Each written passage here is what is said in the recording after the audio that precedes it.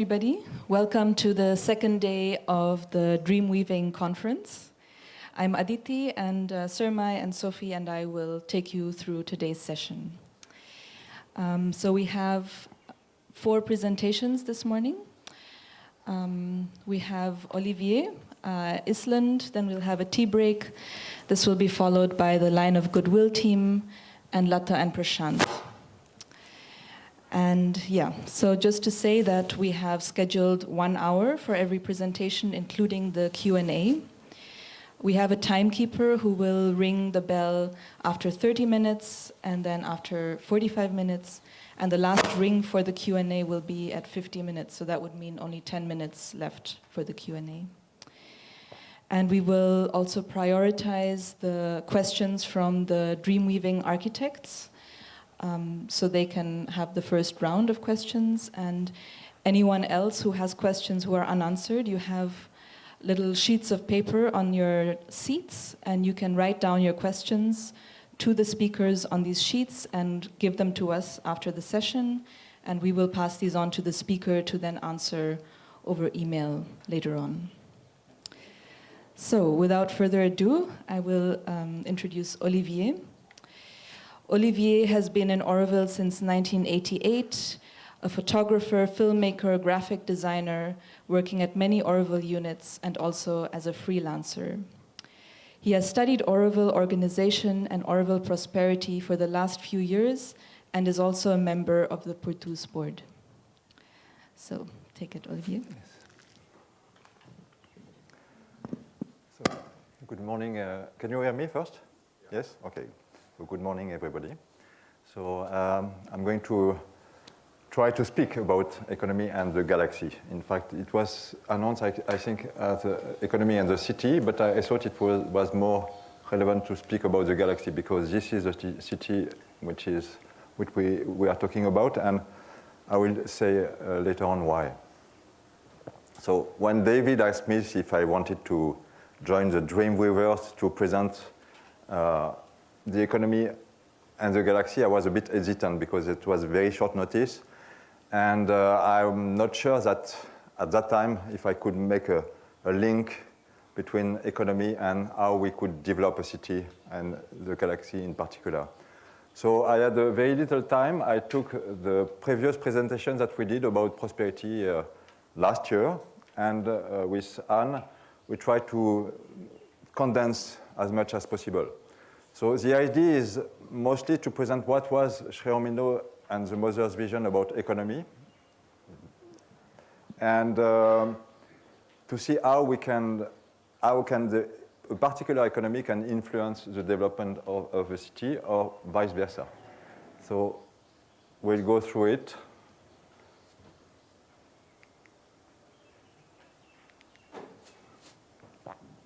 So I will start with a few quotes which are, I think, very relevant to the work we are doing here.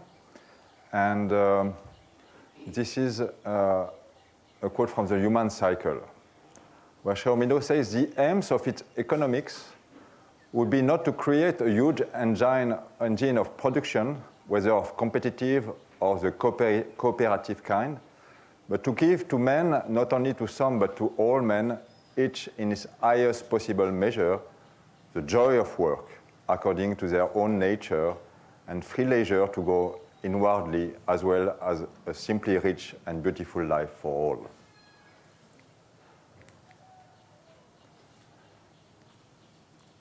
Not any general law of altruism, but rather of self-recognition based upon mutual recognition must be the broad rule of our human relations.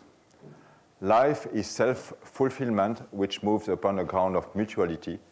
It involves a mutual use of one by the other, in the end of all by all, ideally done by a higher law of our being, which shall discover a means of reconciliation, free reciprocity, and unity.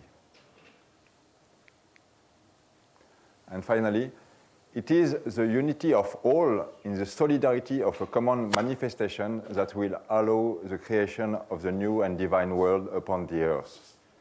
Each will bring its part, but no part will be complete except as a power in the solidarity of the whole. So that I will skip. So we have put these quotes at the beginning because we felt that there was a relation between this vision and the galaxy. I'm not an architect, I'm not a town planner, but when I look at the galaxy, I can really see a certain dynamic, which I find very interesting. Like in any galaxy, there is a synergy, and I feel that it's something which is spreading, radiating all around. It's not limited by the boundaries of its buildings, but it's really something which should embrace the bioregion and even more. And in this respect, I was very interested when I read this comment by Dr. Joshi when he had an interview with Anu and Tuan, I think it was last year, when he said that when you look at the galaxy, the first thing is, what is a galaxy? That was the question that we should all ask. And galaxy is a magnet of the universe in which things move, and they move in a dynamic balance. And everything can be absorbed, and everything can manifest, and everything adds its own value and ability to regenerate, revitalize. There is a dynamic balance, and that balance generates energies, and those energies helps the whole cosmic order of the universe. And I think that this is galaxy. Then he said what is happening is, given as architects, we look at architecture, our buildings, this is not building, it is life. How do you celebrate life? How do you give life? How do you generate life? And how do you enrich life? And I think this is something which one has to talk about. So for me, this was very interesting because it's really about, when we talk about economy, it's not only the financial economy, it's the whole economy. It's economy, there is economy in nature, in water conservation, and of course in finance. But in regard to the concept of the galaxy, I think this is something which is much bigger than just what we talk as economy in general. So now I will go into the prosperity presentation that we did last year. It's a kind of summary. And just to show how the mother conceived the economy for Auroville, how to apply these ideas practically into our daily life. Oops, sorry. So that was this work. What we are presenting today is a kind of summary of a work which has been done by the prosperity team for the last few years. And to do this work, we have studied a lot of researches which have been done in the last few years. And also, in particular, the vision of Sri Aurobindo and the Mother, and the various conferences which were made by Sri Kirijoshi when he was in Auroville. And what was very interesting is that the conclusion of this research that most of these various attempts to define what could be the economy of Auroville, finally they come to about the same kind of conclusions. So already in the Mother's vision, she said there should be somewhere on Earth a place which no nation could claim as its own. So already from the very beginning, there was this sense that there is no property in Auroville. This is a very basic, fundamental idea about the economy of Auroville. And then she said, where all human beings of goodwill who have a sincere aspiration could live freely as citizens of the world and obey one single authority, that of the supreme truth. So she said to be practical, you must first have a very clear vision of your goal, of where you are going. If this is not clear for us, it will be very difficult to move forward and to define what we have to do. And she said the aims of Auroville are an effective humanity and peace upon earth. So that's our aim, and all our activities should try to lead us to this state of humanity. In Auroville, nothing belongs to anyone in particular. All is collective property. And she said, things are beginning to come for Auroville. There are many, but there is above all an internal financial question. I would like there to be no money within Auroville. We would have to work out something. I would like money to be retained only for relations with outside. And this is, I think, a very interesting part of the dream, which is at the end, where she defines what would be the spirit of this economy. There should be somewhere upon earth a place where work would not be a way to earn one's living, but a way to express oneself and to develop one's capacities and possibilities while being of service to the community as a whole, which for its own part would provide for each individual's subsistence and sphere of action. A place where human relationships, which are normally based almost exclusively on competition and strife, would be replaced by relationships of emulation in doing well, of collaboration, and real brotherhood. When she talked about the economy of Auroville, the mother said that it should be a kind of adaptation of communism. Really adaptation, because in her view, the shortcomings of the communism is that everything is seen as equal. While in truth, in life, we all have basic needs. But these needs can vary according to the people, to what they have to do and their own life.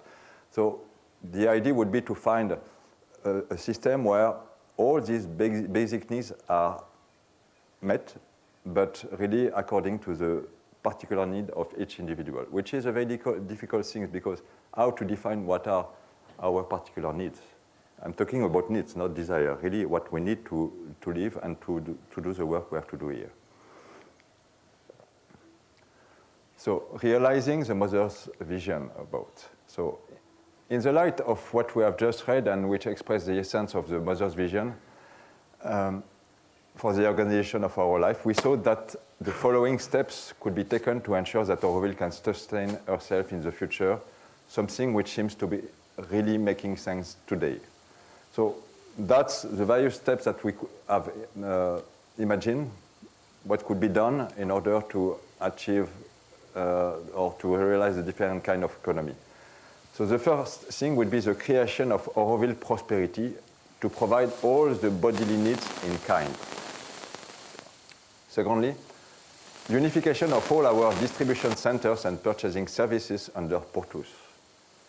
3, development and creation of farms in order to become self-supporting. And we'll see later on why it's important. 4, development and creation of units in order to produce as much as possible our basic needs. Development of the free store. 6, reduction of the use of money and creation of a new system of exchange or prosperity coupons. 7, creation of a network of outside producers, consumers to locate what we need but cannot produce here. 8, shift in our organization to create a circular economy. And finally, creation of a unity council and organization of the active residence assembly. I don't know if we will talk about this because it goes beyond economy, but that was part of the former presentation. So we'll go through this point one by one. Auroville prosperity. What is Auroville prosperity? I think many, probably all of us, we have heard about Auroville prosperity, but we don't really know what it is about. So Auroville prosperity was a name that the mother gave in 1968, so from the very beginning, for the service dedicated to provide in kind the essential bodily items needed to live simply, decently, and beautifully in Auroville. It lasted 4 years and was the main channel of our economy. Now, just a comment about this. Why did it stop? In fact, it stopped when the struggle with the Schröder Society started, because it was the Schröder Society which was providing the funds for Auroville prosperity. So when this struggle started, they just cut the funds, and then suddenly there was no money anymore in Auroville, and we had to deal with very little. So then slowly, we had to go through different kind of phases in our economy, and finally what was introduced, I think it was in the 80s, or even late 82, was a system of maintenance, which is for some people a kind of salary, but it was we were already drifting into not a moneyless economy, but to a full money economy. I don't know how to call it, but that was really a drifting away from what the mother had envisioned. And I don't want to blame anybody, but at that time it was really difficult because there was no money. So then that's how the maintenance came into the picture. But what is very, very interesting is that from the beginning, there was among Aurovillians a kind of resistance to go for this, and many experiences like seed, common accounts have been created, and PTDC and other systems. And I think today we are coming back to this idea of Auroville prosperity in order to find an economy where we would not have any circulation within Auroville. Everything could be distributed in kind.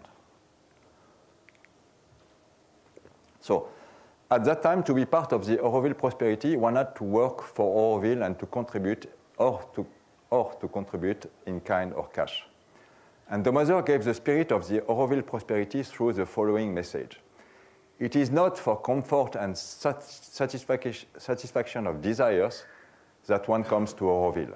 It is for the growth of consciousness and consecration to the truth that has to be realized.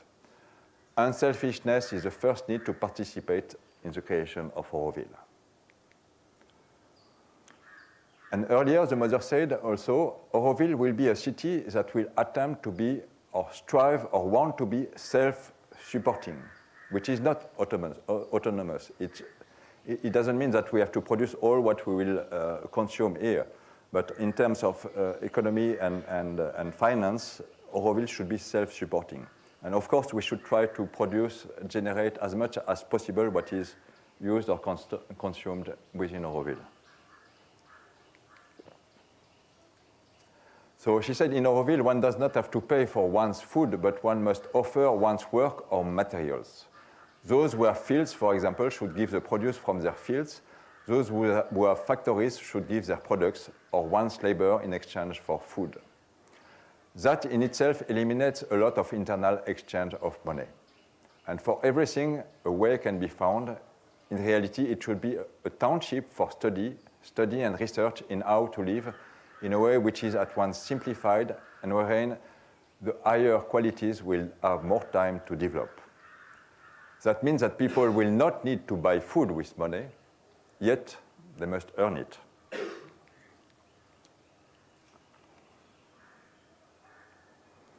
And in this economy, everyone should work at least 5 hours every day, including Sundays. Working for oneself is not working for the community. This is, I think, it's very important to see which kind of dynamic we need in Auroville in order to achieve such a thing. If everybody is really working for the community in whatever ways, then we can really create a prosperous and abundant economy. And I think this was the intention from the beginning. So each member of the community should have an activity that corresponds to the needs of Auroville. One does not live in Auroville to be comfortable, but to grow in consciousness and to serve the divine. So that's what we have seen recently is that after many years with the system of maintenance, we see that there is a lot of shortcomings in our organization. And since we have started to explore Auroville prosperity again and to talk about it, we have seen that there is quite a large support from the community to go for this, and especially from the FMC, the BCC, the Service Trust. There are more and more people who are understanding that there would be a need to go for this because it would really create a very different kind of economy where people could feel safe in a way if by giving themselves to the project of Auroville, Auroville in exchange will take care of what they need. So there is no need to think about what will be the future in terms of finance if we need to do anything for the community.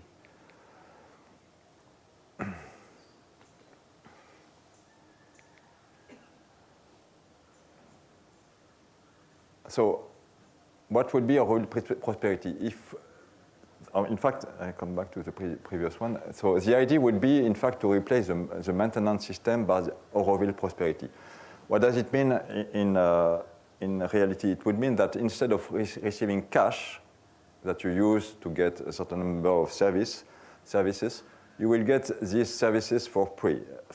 And these services, to start with, would cover the Portus items, what we get today in Portus, according to our needs, of course. Solar kitchen, or other meal schemes, healthcare, non-dini, water, electricity, gas, telephone, internet, mobility, house maintenance, eco-service, and prosperity coupons that we'll see later. To interrupt, Olivier. Yeah. It might just help them to understand if you explain maybe what Portus is and Nandini is. They're rather abstract terms for people. I'm going to go through this after. Okay. Yes. So, yes. That is the beginning. Yeah, that's just the beginning. When we talk about the basic needs, the needs of a Aurovillian, it should cover even more than this. But if we could start with this, which are really the basic, what we need to live.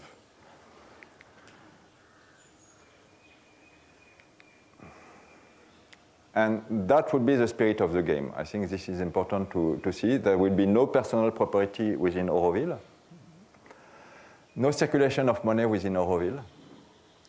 The aim will be to replace money with an in-kind organization, to build a relationship based on trust and mutual care, to bring about a spirit of real brotherhood, to live simply but decently and beautifully.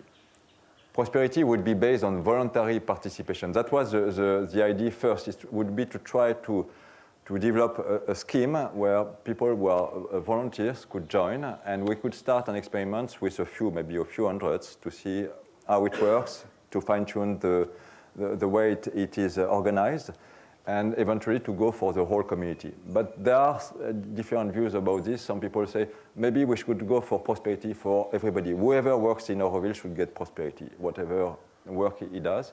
And that could bring also a lot more flexibility, because today you get a maintenance because you do a certain job. So you have the tendency to do one job, one work, and to get the maintenance for this. And very often we see people doing some work or some job which are not really interesting for them, but just in order to get the maintenance. In this way, that would be different. Whatever you do, then you would get the Auroville Prosperity, which means that you could have different activities. And that I feel personally that it could emulate this idea to work for the inner growth, our inner growth, which is very important. We don't work, we work for the community, of course, as a service, but it's also in order to develop our consciousness.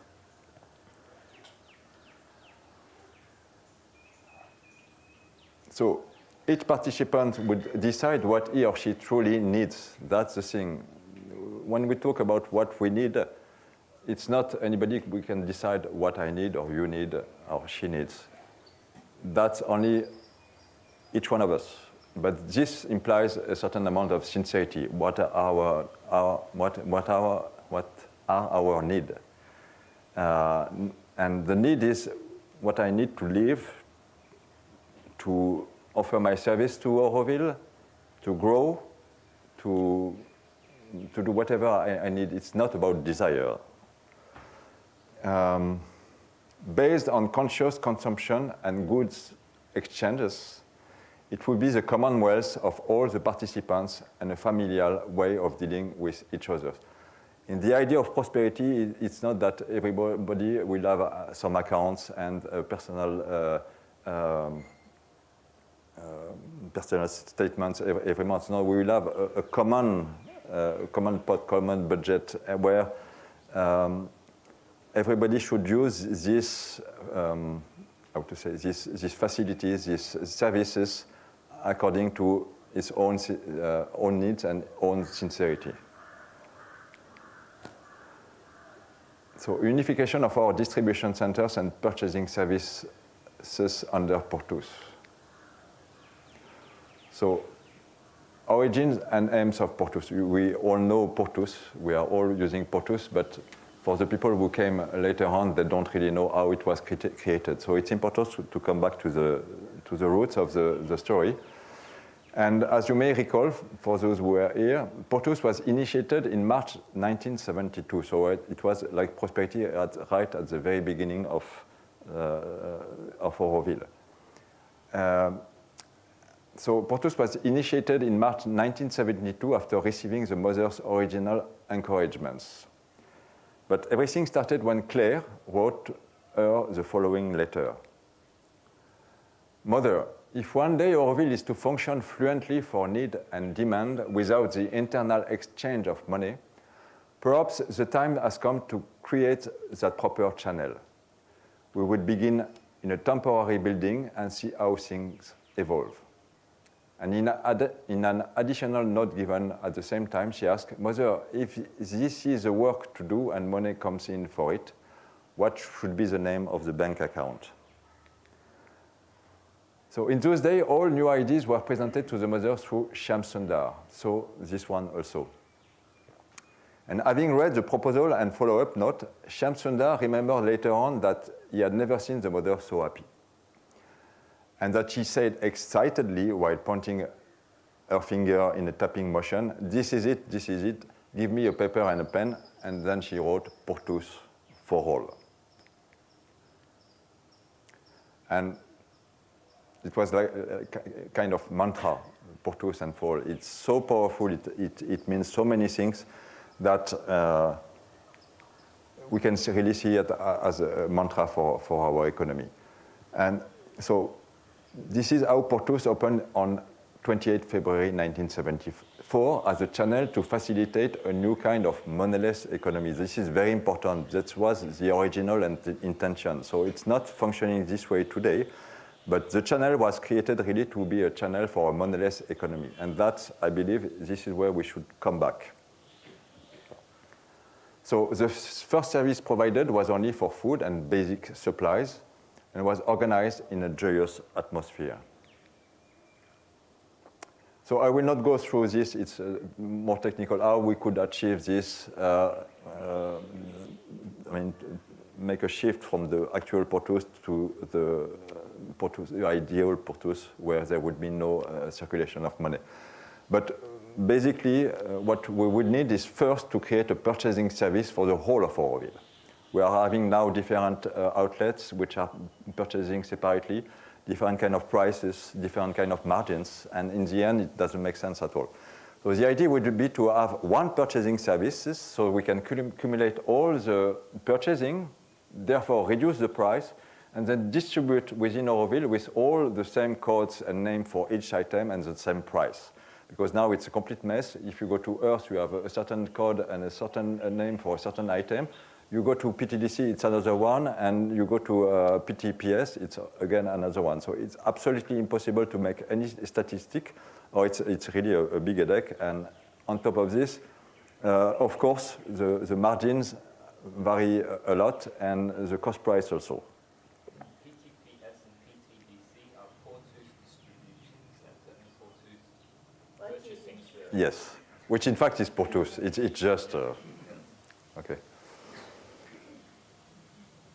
So the mission of this facility would be to provide, of course, the goods at the best price available and to choose items taking into account their quality, footprints on the environment, and their impact on health. This is very important because if you go to some outlets, you find some junk food which are very badly packed and with material which are not recyclable. So when we go to eco service and we find so many tons of Tetra Pak and plastics that I believe that it's not necessary to go for that. If we could make a selection of items which are really eco-friendly and which can be sustainable, that would be much better.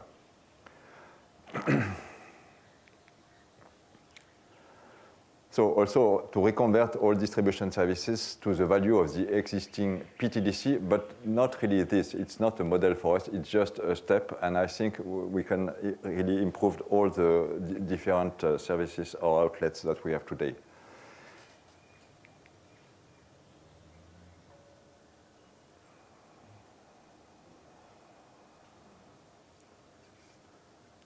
Okay, so as I said, doesn't matter. So development and creation of farms. I think this is very important in regards to the city and the galaxy. I will explain why later on. So all this work on prosperity would really start to make sense if we could aim at becoming self-supporting in terms of food production, and not only food production, but in general. To produce locally as much as possible what we need would be therefore one of our top priorities, along with securing our water resources. And today we know that this is possible. We have done a lot of researches in terms of water conservation, farming, and so on. It's just a need to coordinate and come together to collaborate in the making of such an economy.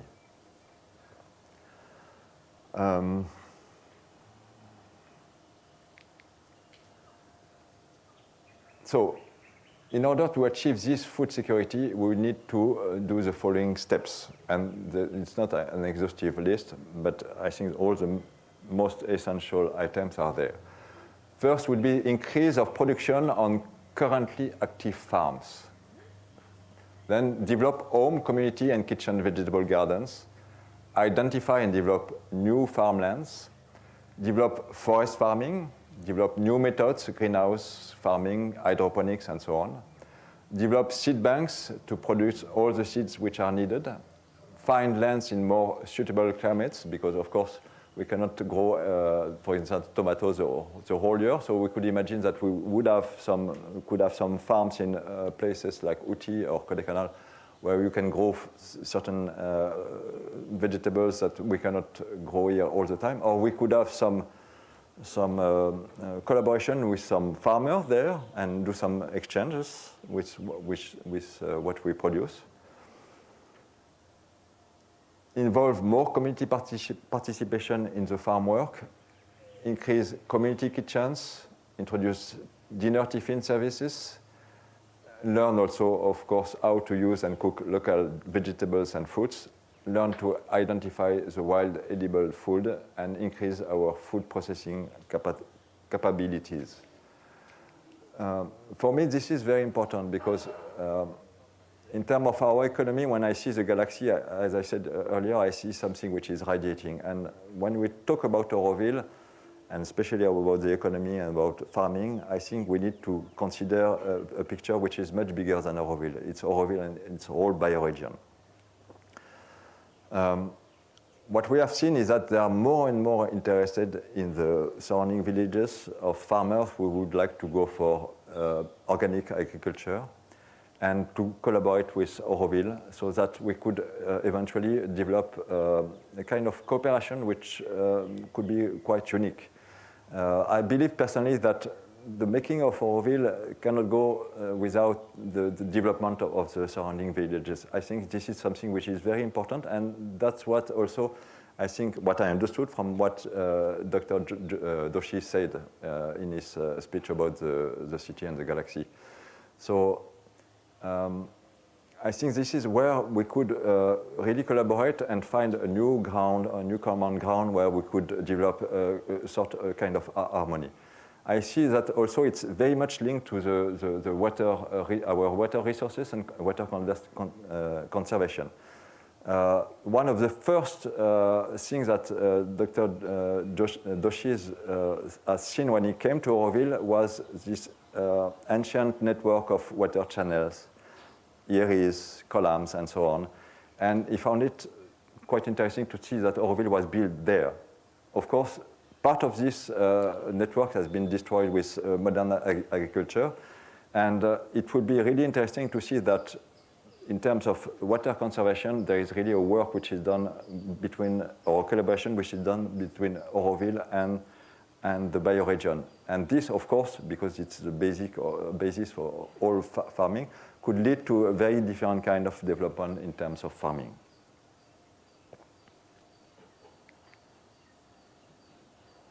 In the same idea of prosperity, we would need to develop or create new units and services.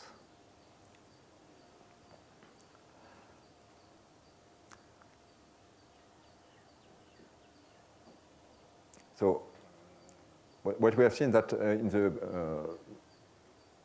last 50 years, we have created a lot of things in Auroville which are really interesting, like produce soaps, candles, EM, natural detergents, clothing, and so on. And we believe that there should be a study to see what we are consuming here, but purchasing from outside, while it could be produced within Auroville. So that could be also a work of prosperity, and that's where the statistic could be very important, to see really what are the items which really don't need to be purchased outside. And that's important because each time we purchase something from outside, it's a kind of leak in our economy.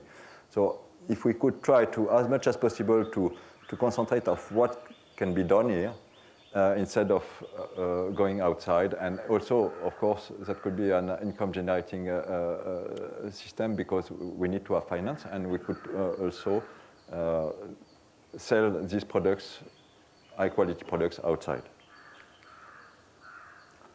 Development of the free store, of course, that goes without saying. And yes. Yes, of course, sorry. Free store was created, in fact, a very long... when was it created, by the way? In 1976, okay. So that was a service which was created by a few Aurovillians to embrace this idea of modelless economy in kind. So whoever has something which is not used can give it to free store, and that create how to say, a place where people can just come and take what they need, or give what they don't use. And this could be really developed, because we all have some tables or armchair or cupboards that we don't use. And if we could create a website where we could just publish what is available or what we need, then that would really facilitate and develop a lot this idea of having a free store for all.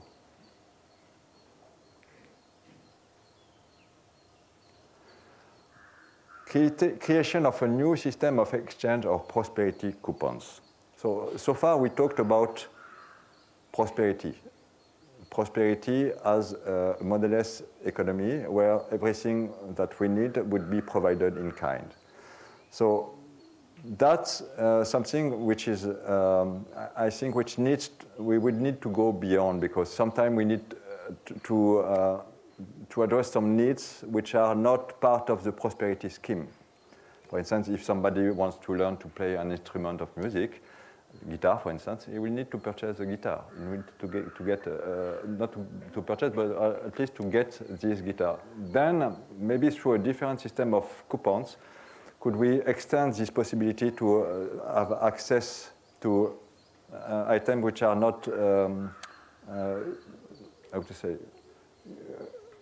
of daily use, I would say, which are exceptional. Yeah? That we will see. So I will not go into the thing, but yeah? If you want to have time for questions. It's almost finished. Yeah. So that is one idea that was presented to the mother. I think it's in the mother's agenda, where Satprem at one point spoke about the idea to have coupons. And she was very interested by this, and she said that we should try to find a way to create such coupons. And these coupons would be to give the small extras which give life variety and pleasantness beyond the Auroville prosperity scheme.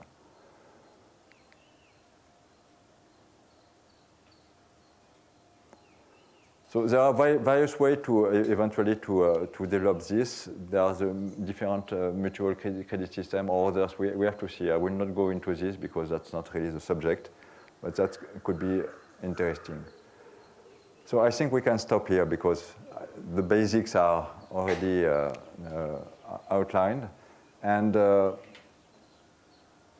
would like to invite maybe David for a session of question and answer, because we need to see how a particular economy can have some impact on the design or the planning of a town, or vice versa. And I think it's quite interesting because we talk about the crown, and the crown was, if I'm not mistaken, conceived to be a place where we would have services. If we consider that all these services mostly would be part of prosperity to develop an in-kind economy, then of course that will have an impact. The whole work with the bioregion also, regarding the water conservation, agriculture also could have an impact of how we see the development of the city. So I think that's it for today. I'm sorry, it was a bit unarticulated, but we had very little time to prepare this, so I just improvised as much as I could.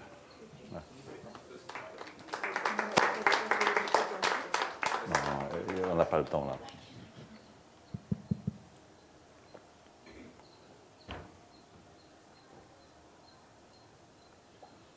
So, hello. It's okay. So, I think the reason I asked Olivier and the Prosperity team to put this together, I've mentioned this. I've mentioned these examples in the last sort of week or so to different people. So apologies if you hear it for the second time. But the example I've been giving is, for instance, if we look at different economic systems and how they manifest different architecture in different urban spaces. I lived in Berlin for quite a while, and there's the Karl Marx Allee in Berlin, which was the sort of one of the communist regime's sort of main projects that they wanted to show off. And a lot of the elite lived in the buildings on either side. And it's a very, very wide boulevard with a lot of traffic. But it's basically designed so they can do military parades on the 1st of May, and most of the people can stand on the sides and wave flags. And so, sort of as a manifestation of what that social economy was about, I find that architecture speaks to that sort of history. Now, some years ago, when I was visiting friends in London, I went to see the King's Cross Yards, I think they're called. It's actually an old railway yard beside King's Cross Station in London. And it's been developed now with new offices. There's even an outlet from one of the universities there, some lecture theatres and so forth. And there's a rather nice public space in the front which borders onto an old canal, and there's some sort of stepped seating that you can sit on. And this for me is an amazing example of what I would call the neoliberal model. So basically this land was sold off in order to give the railways money, and it's what in the UK right now is called public-private partnership. And so they were allowed to develop a certain density on the condition that they provide a certain amount of public space. However, the catch is that the public space isn't actually public space. It's private space that's being used by the public. And if the people who are running that area decide they don't want the public there, they can actually ask them to leave. And so there are books been written on this about the reduction of true public space from the 1960s and 70s till today in London. And it's just a very interesting study. Now, if we see the development of Auroville over the last, let's say, 20 years, and if we see what's happening on the Crown, it comes back to your presentation yesterday, Rajiv, when you see these different, the growth of the different places in Mumbai, Pune, etc. We see these different patterns. And so in Auroville, how I would say what we've seen developing along the Crown in the last sort of 10 years is this more organic growth. It's yet another expression of a certain economic input and a certain way of developing and a certain way of thinking about these things. But that's also not the right way.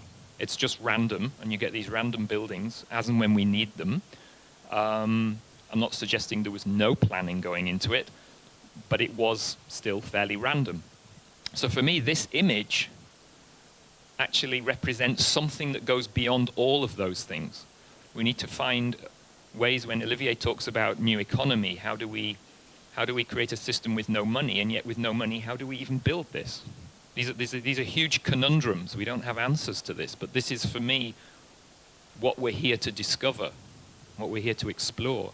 And so the spaces if this is the crown, the spaces that are hinted at in here, these, what I call the choreography of spaces as we move around, what do those look like? What do those feel like?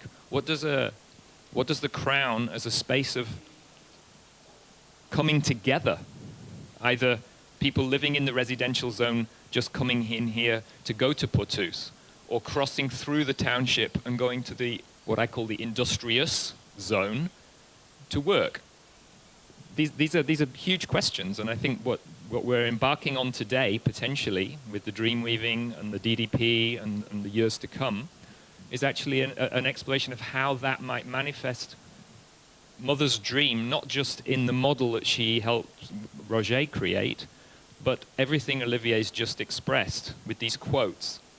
These things go together, you can't take them apart. And this, for me, is also one of the points of the integral yoga. It's not called integral for nothing. You know, we have to integrate all the different aspects of life. So anyway, I just wanted to give those examples to sort of help ground what we're talking about. Is it working? Yes. One thing that the mother said, that she was not very keen to see everybody cooking at home. She was much more in favor to develop kitchens, collective restaurants, and so on. So this would imply also a development of a different kind of social life, I would say, because and then of course where should it be in terms of mobility and so on. That is quite important. If there is every day at lunchtime or dinner time, everybody comes around the same places to share their meal, then it means that, I guess, that this should be properly well organized and at the proper place. So that's important. Another thing I didn't say, that the mother talked about, she said, my economy, but she said, I don't know how it will be organized. She just gave some glimpses at what she wanted to have, but she never said it should be like this or like that, apart from creating Auroville prosperity and Portus later on. But there was a big question mark, and this, I find this, how to say,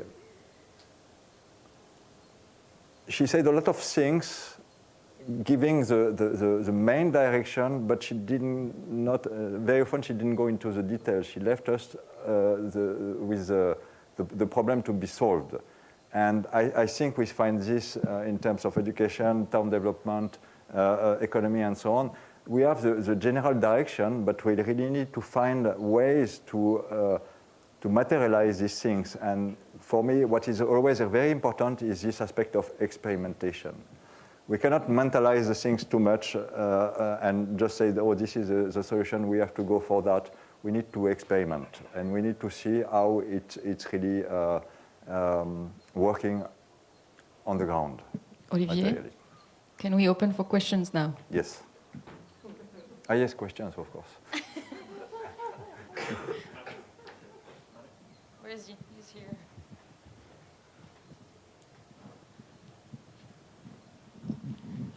Thank you, Olivier, for that very interesting presentation. We're looking at the crown altogether, so I feel that we need to really emphasize free public transport on the crown. And until now, we've not brought in public transport to Auroville, but how do you envisage that happening? That's more a question for David, but I know that there was some question about, for instance, to have a tramway or to have some other shuttle, electric shuttle, and so on. I cannot answer to this question. I think they will be answered by some people who have some knowledge about mobility, like Christo or others. I think Christo will talk tomorrow. And I don't know, maybe... Helmut gave a talk yesterday on mobility. Okay. But is your question therefore related more to how would we finance it, or how? Yes, Free public transport. I think his question is the economic background to that, not how would it work. Okay. City service? No, I don't know. that would be for all. That should be for all. I mean, if the principle is to give everything in kind, it includes also transport. It includes electricity. It should include basically everything that we need.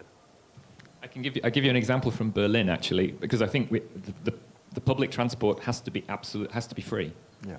And in Berlin, when I was living there, they used to get these stickers that you put on the car. It was like a yearly tax sticker that you paid your tax. And at the time, they were trying to basically add a certain amount of money per person to that tax disc. So you had to pay a lot for your tax disc. But when you did that, the idea was you would get a free 1-year pass to the underground and the buses. So like you get a free pass for the public transport. But it was included in the price of your disc for your car. Now what that was aiming to do was if you're 6 blocks down the road and you want to go for lunch, and your natural tendency is to jump in the car and drive there, but there's a bus on the same route, they wanted to make it that if you've got this pass in your pocket, because you've got the car, you're more likely just to hop on the bus and go to lunch and come back. Whereas if you have to pay in each direction on the bus, you'll take the car. But then the car lobby nixed that one. That didn't happen. But it's interesting to see, again, how economy and how our psychology and how we think and how we work and live is fundamentally determined actually by these kind of decisions and even the tax system in that particular instance. Maybe to answer to this question, I think now we are having a discussion within the community about how Auroville is organized in terms of trust and so on. When we have realized that there are a lot of trust, a lot of services, art services, commercial units, and all this is very complicated. So the discussion which is going on now is how to simplify all this. And the idea would be to have 2 verticals. One would be for the services, and one would be for what we call the revenue income services. Everything should be considered as services. And then if we have this, of course, a system of free transport should go with this, whatever we call it, a trust or some organization to address all or to finance all the services, whether it's porteurs, gas service, transport service, and so on. So that is something which should, I think, be organized soon if we really want to go for a prosperity system. Okay, guys, we're going to take one more question. Singular. So how self-sufficient is Auroville in terms of food? Today? Yes. I mean, in terms of production. Yes. And how much surplus do you have? We don't have surplus. We have minus. Minus. In fact, today I think we produce about 10 to 15% of what we consume, which is very little compared to what we could do. I personally believe that we could maybe not produce 100% because there are things which are seasonal and which come from outside, but at least 100% in terms of the mass, you know, and then that could be, part of it could be used to exchange with other farms like in Kodaikanal or elsewhere. That is the idea. But I personally believe that this can be achieved only if we have the collaboration I was talking about beforehand, about the production, agriculture production within Auroville and with the bioregion. That, I think, that could really tremendously boost our production in terms of farming. So we're really not touching upon the aspect of, we're talking about farms as outside the city. No, the farms are supposed to be within the green belt. The green belt was not supposed to be only forest, but forest and farms. Now we could have also some farms within the city, small, how would you call this, community farms, small things. But for most of the production, it should be within the green belt or the bioregion. We started looking at the city and we started looking at rooftops, we started looking at walls. Also, yes, and yes. we really started looking at very intense agriculture. Yes. Then if we start talking about food and we say this is a place where people collect for food, where you also produce food to a large extent. Yes. It is processed there, it's collected there and served out there. Absolutely, yeah. So that's something that perhaps one should look at more. The agriculture is not only in the green belt, but it's in the city. Yes. And it's very much part of the building. Yeah. It's very true. And in fact, some people have already started this with hydroponic. within Auroville. And that could be really very interesting to have, to plan this, when we plan the city, to have these rooftop gardens. And I think even Roger Anger talked about the possibility to have what we call suspended gardens and so on. So that's the green should be also within the city. It should be integrated there. All right. Thank you, Olivier. So thanks, Ola. And if Thanks anybody for, has any more listening. questions to Olivier, don't forget you can write them down on your sheet of paper, and we will pass them on to Olivier to answer. So our next speaker is Island.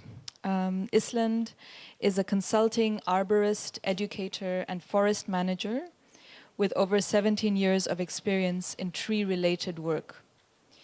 He has studied and worked in the UK and Australia, but has grown up, in part, in South India. This has provided him with international expertise, coupled with local knowledge. He runs Treescapes, is the steward of Espace Forest, and is part of the northern forests of Auroville.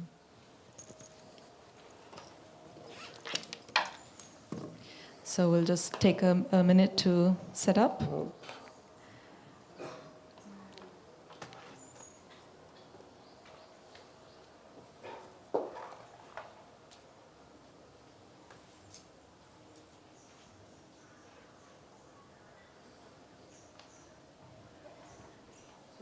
Short introduction. Yes. I'll introduce a little bit more of the subject. Hello, my name is Island. I'd like to say thank you very much to everybody for coming here. I think this is really the sort of process that would unify people, that we can actually go forward in a positive manner that will be potentially an example for a lot of other communities and the world and ourselves even, hopefully. I'm going to be speaking about arboriculture and urban forestry. Arboriculture is the study and management of trees. It's with regards to generally more in urban settings. It's for smaller amounts of trees, so it's not silviculture, it's not horticulture, it's not forestry. It's generally more in an urban setting, so it's the inspection of trees for the assessment, for the risk assessment of trees. It's the, j'ai une clé USB aussi, si tu veux. Oh yeah, give it, because I don't have the network right now, so I can't access it. Sorry.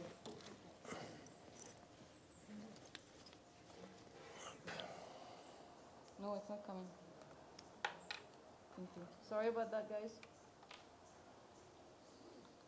Oh, now it's coming. Okay. Yeah, so within arboriculture, there's tree pruning, there's the assessment of trees for the risk that they pose in all settings. In a school, you want to inspect a tree to make sure that it's safe, that it's not going to fall down on the kids, that sort of thing. There's also with regards to development, to make sure that to identify trees, to categorize them, to say, okay, this is a tree that has a lot of potential, it's got a lot of long-term potential, we're going to keep it, we're going to make sure it's included in the scheme. This tree is a very common tree, it grows by itself, it's very short-lived, it's going to be less affecting the construction scheme. So it touches a lot of subjects, it's all related to trees, it even goes into the management of tree nurseries, all sorts of things. There's a lot of development that's occurred in arboriculture in the last 50 years. It's not something that's very common, but it's evolving quite a bit. In India, it's only very recently been introduced. But you do see in Hyderabad, for example, there's signposts saying this is part of the urban forestry scheme. Urban forestry is the management of trees within an actual urban setting, so in cities, to make sure, for example, a lot of cities now, and India, for example, it's got this goal to reach 33% canopy cover in India, where there's a lot of cities that have such goals. There's Singapore, there's all cities all over the world, they have a certain goal of canopy cover. So how much, if you were to if you were to look from the sky, would be covered by vegetation? That's the canopy cover. Look at that. We did it.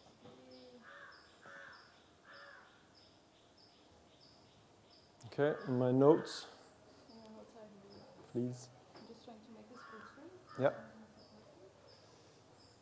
Now? The format has changed a little bit. Yeah, unfortunately, I'm sorry. It's okay, it's fine, let's see. You know, Linux? Huh? Okay. Oh, it's Linux, yes, great. Okay, so can I turn this a little bit? You can Maybe turn- yeah, just so that I'm not standing in front of the screen. Can I make this bigger? You want to see your note bigger? I want to see my notes as big as I can, so I don't have to be too close. There we go. Okay, so that works pretty well. Give it, Right, up. so the down one for the next one. Yeah, like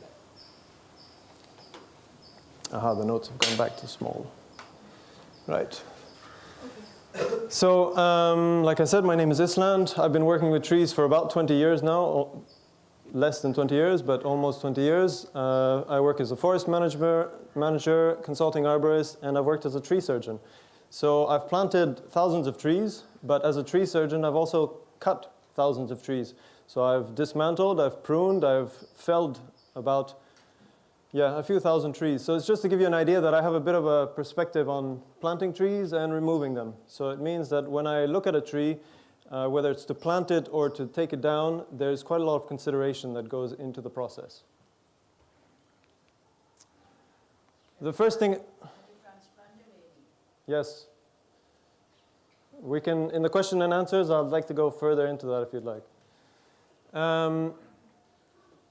We're going to go first with it's a 4-part presentation. Let's go into part 1. The first thing I'd like to do is, what do you think of, what are the effects of trees? I just want to take a really quick survey, because I know that there's a lot of education, a lot of awareness, a lot of more sort of broadening of the subject that needs to occur. Like I said, urban forestry is a very new subject in India as well.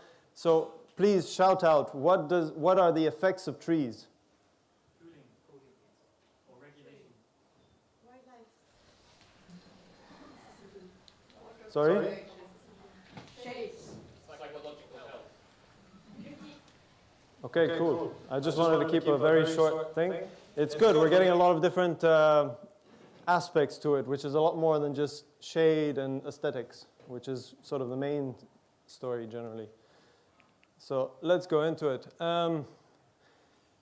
We're going to quantify this a little bit. So everybody thinks, oh yeah, it's cooler to stand under a tree. How much cooler is it? This is an infrared or thermal imaging camera. The lighter it is, the hotter it is. The cooler it is, the darker it is. So where it's really cool, it's under the tree. Where it's really hot, it's outside. You've got 20 degrees of difference. If you were to look at this in summer here, you'd probably get up to 30 degrees. Yeah, this is just to show you that you can quantify a lot of this stuff. You can put a monetary value as well onto it if you really want to. So it's not just shade, it protects from UV rays, which protects from skin disorders, which a lot of people know in Australia, for example, and a lot of places. Here, less, because the complexion of the skin is more adapted to that sort of thing. But yeah, it's more than just temperature. Here's a really quick thing that I grabbed from Australia. Just one tree per year works as 10 air conditioners, 2,500 liters of storm water. It intercepts and absorbs, so it stops it from just running into the sea in the case of around here. And it grabs a lot of pollutants from the air. It's phytoremediation, it's called. I'm just going to go very quickly through this stuff. All of this is peer-reviewed, and all of this is part of another presentation that I do, which is the effects of trees. So this is just a short bit of that so that we can carry on with all aspects that I think are important for today's presentation. Generally, where you've got forests, you've got water. If you remove the forest, you're going to remove the water. There's some understanding here that trees deplete the aquifers, that if you plant trees, then you're sucking the water out of the ground. It's contrary, actually. It's completely the opposite. In the case where there's the groundwater that's very shallow, so it's very near to the surface, it can be used for that. So it can help in agriculture, for example. So if there's a lot of water logging, you can plant some trees and it'll reduce the water table, but it's up to maybe 3 meters. We're not talking about what we're looking at here, which is 20 meters plus of an aquifer depth. So trees, vegetation brings water. It does not take water away. Here's, if I were to go into it in my presentation for water management, stormwater management. So this is what happens when it rains. The leaves catch the water, they slow it down from reaching into the ground, which means that if you have infrastructure that has to deal with storm water in a city, for example, it means you're dealing with less volume of water going down at one time because it's catching that much water. It's slowing it down through, it's called through fall. Another thing that somehow people think here that I've heard is that when you have trees next to roads, it's going to damage the roads because it makes big droplets going onto the roads. Well, actually, it slows it down. If you've stood under a tree when it's raining, you're getting less hit by the rain than if you're in the middle of nowhere. No. Anyway, this is again proven. I have a whole list of references if people want. It's all peer-reviewed. I'm not going to go through all of this, but basically it's just to say that there's a lot of science that's gone into it, and it ticks all the boxes, let's say. So again, more vegetation, more water. Aha. So this, if we weren't running on a Linux system, this whole page would be covered in effects of trees. All of them positive. There are negative effects of trees, but in comparison, you would have a tiny portion which would be somewhat like this, and then the rest of the page is positive effects of trees and vegetation. I'm going to go very quickly through one aspect, which I think most people don't know, but it's the health benefits. And it's for example, there's been studies which show that that children and adults have improved concentration rates in schools that have access to vegetation. These are big studies that are conducted. It reduces the stress of people. It improves their happiness. It makes them recover faster in hospitals when they've been sick or injured. What does that mean? That means people are more productive. That means that you need less facilities for health services because there's less people getting sick. So you need smaller services because there's less people getting sick at one time, which means people are more productive, which means the society as a whole is more productive. So everybody's winning actually here. So yeah. So if you were to quantify all these things, it all adds up. It adds up on many, many levels in a considerable way. None of this is working. I'm sorry.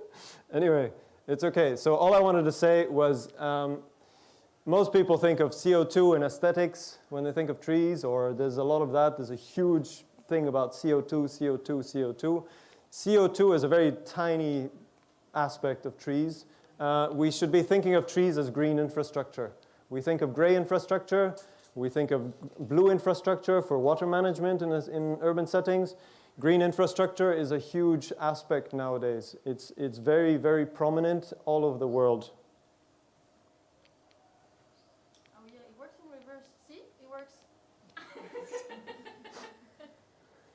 Here's a comparison just to quantify things a little bit in a monetary form. This is from the US. Unfortunately, we don't have this data yet in India. We're getting there. This is done with iTree, which is a system that I'll introduce in a bit. But basically, this is the amount of dollars per tree per year that the state of Missouri, the state of Indiana, and the state of California, that's how much they've calculated they're getting per tree per year. Okay? So it's been categorized in different sections. This is the big one at the top is property or value or other. This doesn't concern us in Auroville, but basically in some places, especially in California, you can see if you've got trees on your property and you want to sell it, it's going to sell for way, way more. There's that aspect. There's other comprises of a lot of things. But if we even take this off and take that off and take that off, and we only consider the lower ones, we've got stormwater, number one. A huge effect, huge effect, huge effect.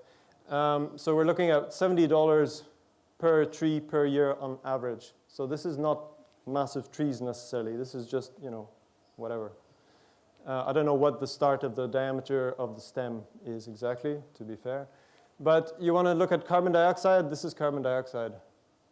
Compare that to air quality, energy, and stormwater. It's minute. Yeah, this is just street trees, by the way. It's not parks. It's not trees in schools. It's not trees in people's backyards. It's just street trees. The Missouri energy might well be your air conditioning that you were referring to. Yeah. That's, I mean, here it would make, here we would have different values. But the energy is related to that, mainly. But it's also related to, people using cars because it's hot. So they'll go in their car because there's AC. Otherwise, they'll take the bicycle because you're going under a tree. It's just, there's a lot of things that we take that we don't take in consideration.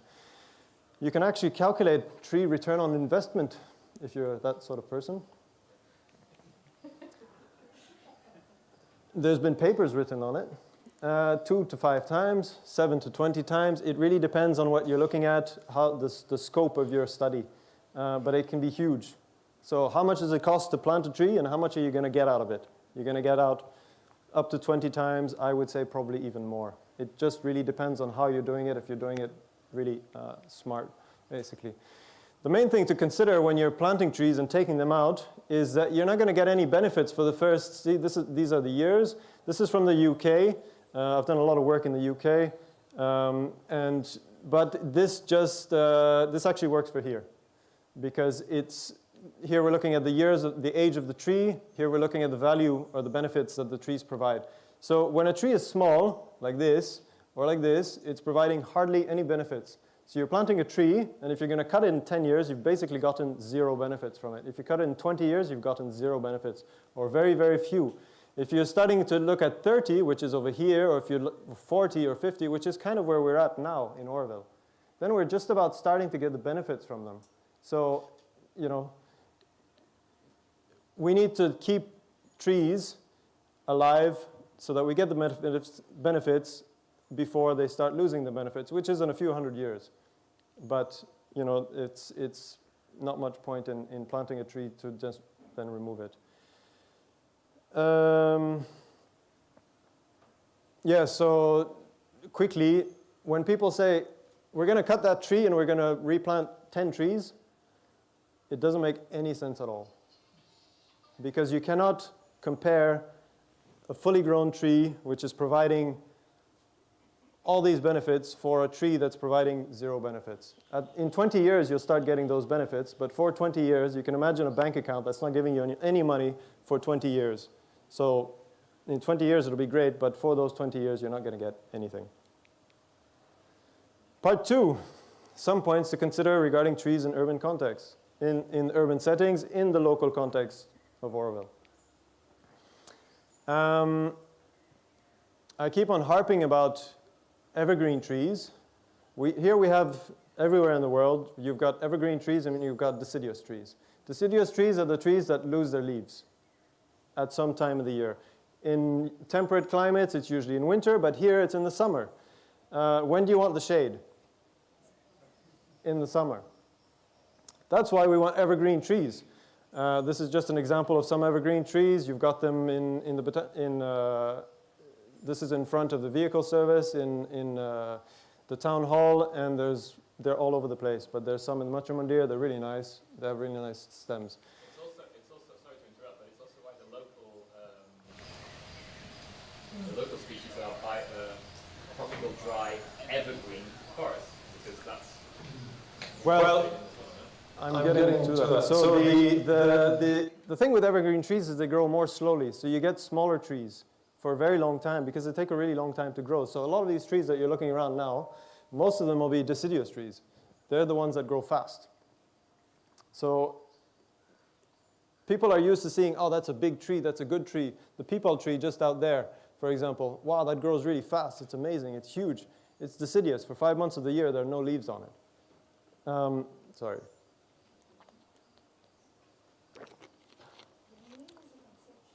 Neem is a weird one. There's a lot of weird ones. There's a lot of gradients in nature. You can never sort of cut everything up. So there'll be some that are deciduous. There's some that are brevideciduous. The service tree, for example, loses its leaves in January, February, so just before it actually gets hot. So it's actually a really cool tree for that. There's a few others like that. There's not many. The rain tree, which is this one, which is just here, which grows really wide and really big, and you see on the way to Chennai along the roads, same sort of thing. It's deciduous, but it loses its leaves only when it's still cool, and then in the summer they come again. So you've got the shade. So there are those are the two basically trees that do that, along with the neem tree, which are exceptions to the rule. So the thing about evergreen trees is they're often much longer lived. What does that mean? Small investment, long return, because they're going to be around for hundreds of years. Whereas a lot of deciduous trees, they'll last, less than 100 years. In some cases, the work tree is usually about 25 years, maybe 30, 40 years. A lot of these deciduous trees are much shorter lived. The evergreen trees are much more resistant to storms, for example. They provide deeper shade. They support more life. It's got to do with the succession of species. If you study forestry, you're planting first. If you cut a whole forest down, for example, and you see what comes up to grow, it'll be things that pollinate themselves and that seed without insects and without animals. And then eventually, as the forest progresses, you'll get the evergreen trees, and they rely on mammals and birds and that sort of thing. So if you're planting evergreen trees, which you need to plant after you've provided the conditions for them, which is what sort of Auroville where we're at. We've planted a lot of trees that are deciduous to be able to make the conditions for these evergreen trees, which then can be able to grow. They need a longer establishment time. They need better conditions in the beginning, but then eventually, once they establish themselves, they will be, they'll be solidly in place, and they will be much more resistant to changing climates.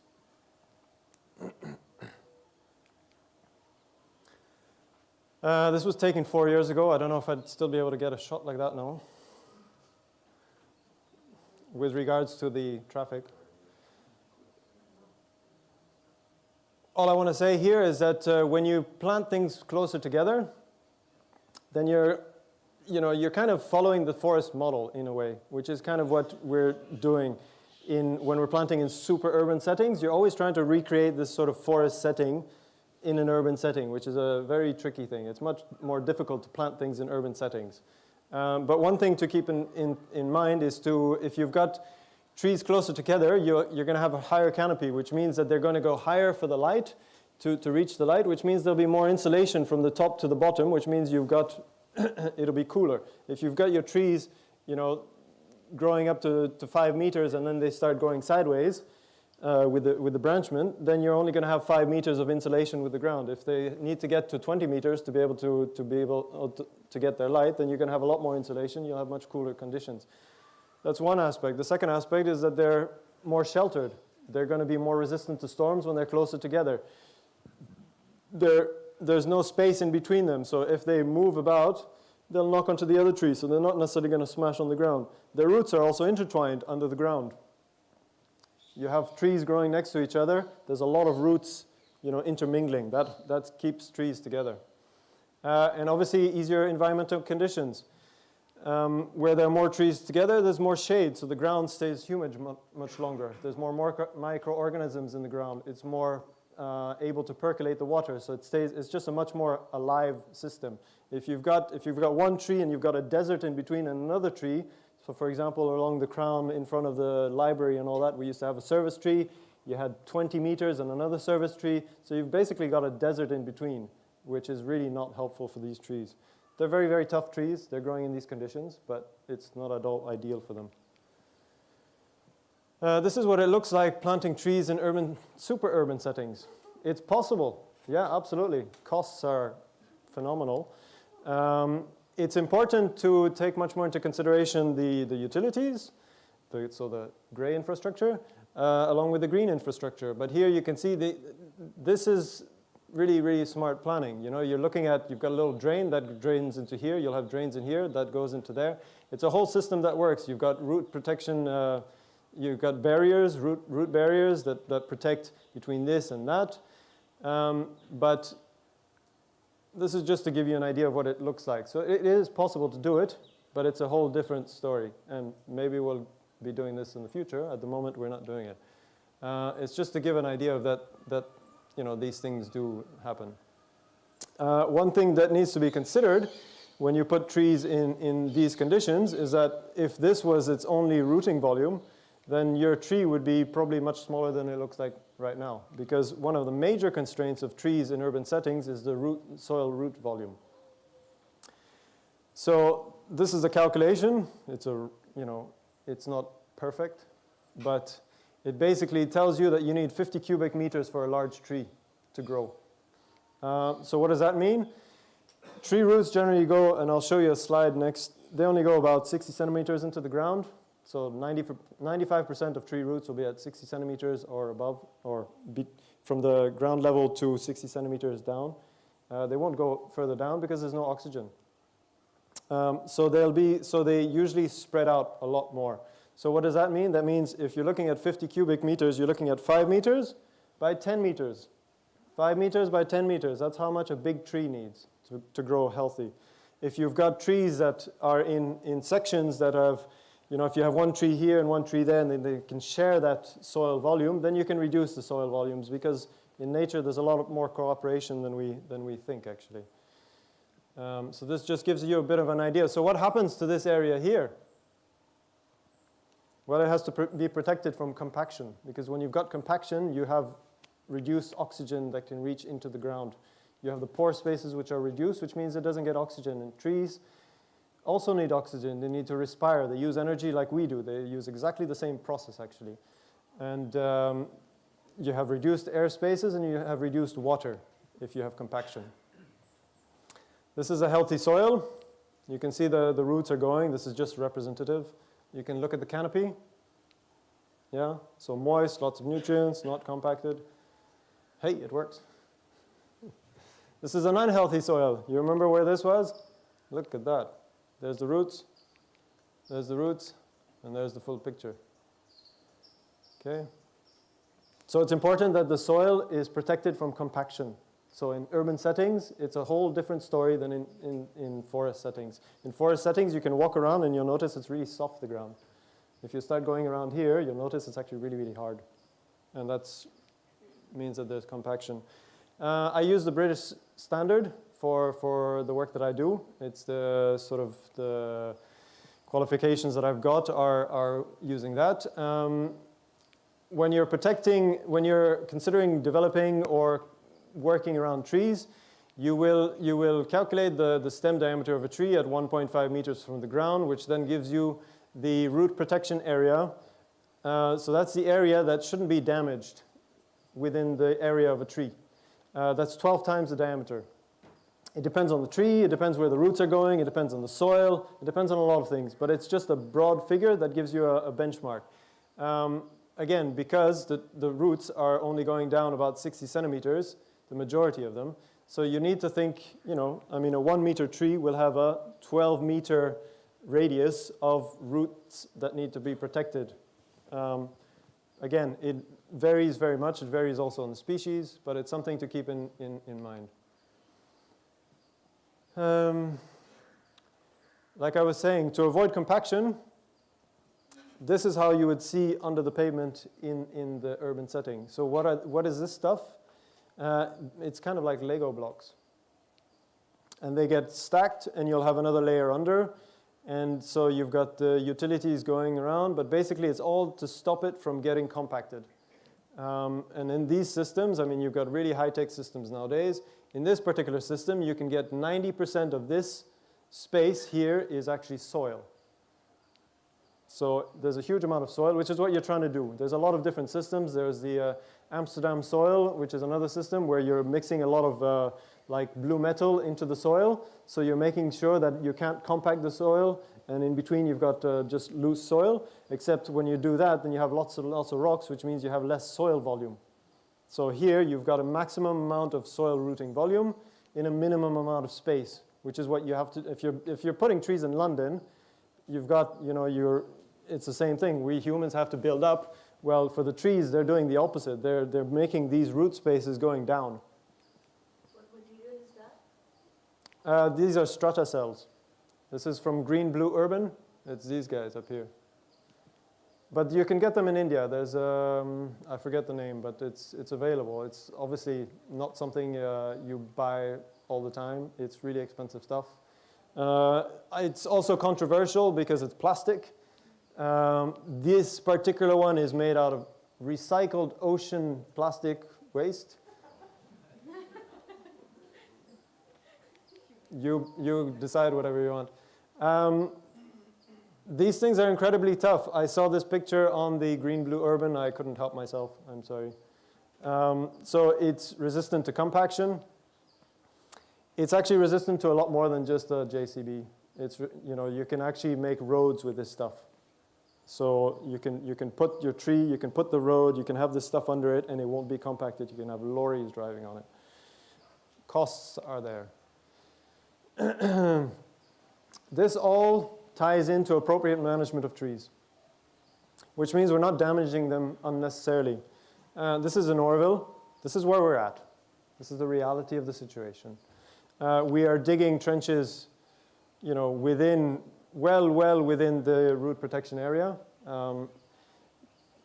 We are damaging the stems directly. This is just peeled all of that.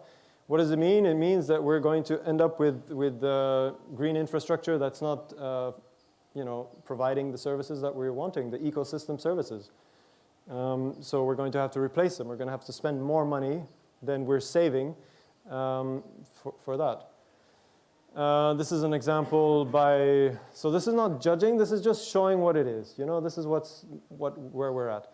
So what does this do? It makes it structurally unstable. So luckily this Vengai, so this is Pterocarpus marsupium, which is a timber species, which is from around here. I can't remember if it's Kalimardu or Pilimardu. It's one of the two.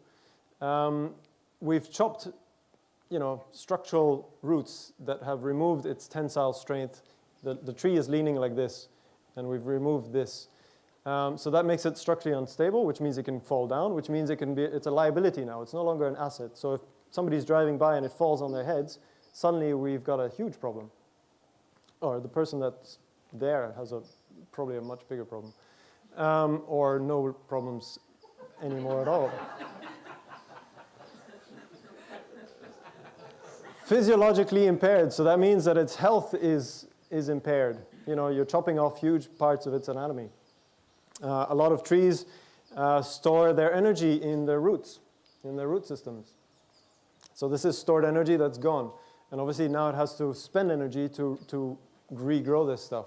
The timber rate, what people don't realize is that you can do this, and in a lot of development schemes, that's what happens, is that the contractors come, somebody likes the tree, they build the house right next to the tree is still standing when everything is done and dusted and they're gone. 5 years later, that tree starts declining. 10 years later, the tree is dead. That's because a lot of stuff, when you're looking at trees, it takes a really long time to happen. So what's going to happen here? There's going to be decay that's going inside here. And eventually it goes into the stem, and there's a whole host of different types of fungi and bacteria. They all have very particular strategies. Some of them go for the inside of the wood. Some of them go for exposed sapwood. Some of them go for under the roots. It all depends on the strategy of the fungi, just like everybody's got a different sort of business strategy. But basically, this timber, which could have been an asset for Auroville in the future, could become a liability, and we won't even get any timber out of it. So we're saving a few hundred rupees, and we're wasting 50,000 rupees. Or whatever it is. That's just a random figure. So we need to think about the long-term gain that far outweighs the short-term cost reductions. This is what happens. These are the negative effects of trees. This is in the UK. This is, I don't know what it is exactly, but it's got little kids. This is why tree inspections were made mandatory in the UK. At some point, a big tree fell on a major intersection and killed a few people. And suddenly people started saying, well, if it's absolutely obvious that this tree is going to fall down, there's no reason why it should stay here. It doesn't mean you can't predict every single tree. Every single tree that's standing has a certain level of risk. The idea is that we've got an acceptable level of risk. In the UK, that means 1 in 10,000 chance of falling down, which You can try and figure out what that means, but it just means that if it's really obvious that a tree is going to fall down and somebody inspects it, then it really needs to be taken down. It's called the duty of care, basically. This is Quillapalayam. This is what happened after this cement road got put in right next to this tamarind tree. I don't know if you know, you can recognize it. This is where the guy that's been making leather shoes for the last, I don't know how many years, decades, is. This is the main center in Quillapalayam. All these roots were just chopped straight off. So there was no more tensile strength. The compressive strength got impeded by the decay that occurred within, and it just fell straight down. Puff. There we go. Whatever. I don't know how old that tamarind tree was, but it's needless destruction. It can be easily avoided, basically. Or in this case, it depends. I mean, you know, it's always costs versus. It's not black and white. I'm not saying it's black and white. It's, you know, a lot of the time it's very difficult to make the decision. But we need to think about how much value this was bringing to that area in comparison to how much this road is bringing to the area. There's a huge amount of traffic now, so it might be that the road is more important. I don't know. This is just to show that there's a lot of ways that we can work around trees without damaging them. This is called an air spade, what he's using, this guy. And it's a pneumatic excavator, so it blows out air at Mach 2 through a nozzle. I've been trying to get one of these through a research project to actually look at how the roots around here look like, because nobody has any idea, actually, that much. But basically, you end up with this sort of result. So the roots are unaffected, and the gray infrastructure is unaffected, and you can make trenches. So it's a nozzle that's attached to a massive air compressor, which we have one of actually in the water service now. And so we could be doing this sort of stuff when we want to dig trenches, where we know that there's, you know, some places you can dig with a JCB, there's no trees around, you can go really quickly. In other places, closer to the tree, you could be using this. Maybe some of you are also aware of this. This is a way to, it's called trenchless technology. You're digging around, you can dig around whatever you want. So it's just to say that, you know, there's alternatives to just making trenches. Part 3. So this is the survey that we did with regards to the right-of-way and the, so it's an arboricultural survey about the rights-of-ways with regards to the crown and regards to the ring and the radials. Just to give people an idea of what's there. What does it mean? So this was done very quickly, in about a week. A whole bunch of us got together. Some areas were surveyed, others were not. I'll get into that. Yeah, this is the crown. These are the areas where we surveyed. And the radials, the ring. So there's a whole report. I'm happy to share it with everybody. There's different aspects to the report. All of what I'm showing today will be available for people to have. So the presentation, the reports that I've been referencing to, the references, if you want them, please ask.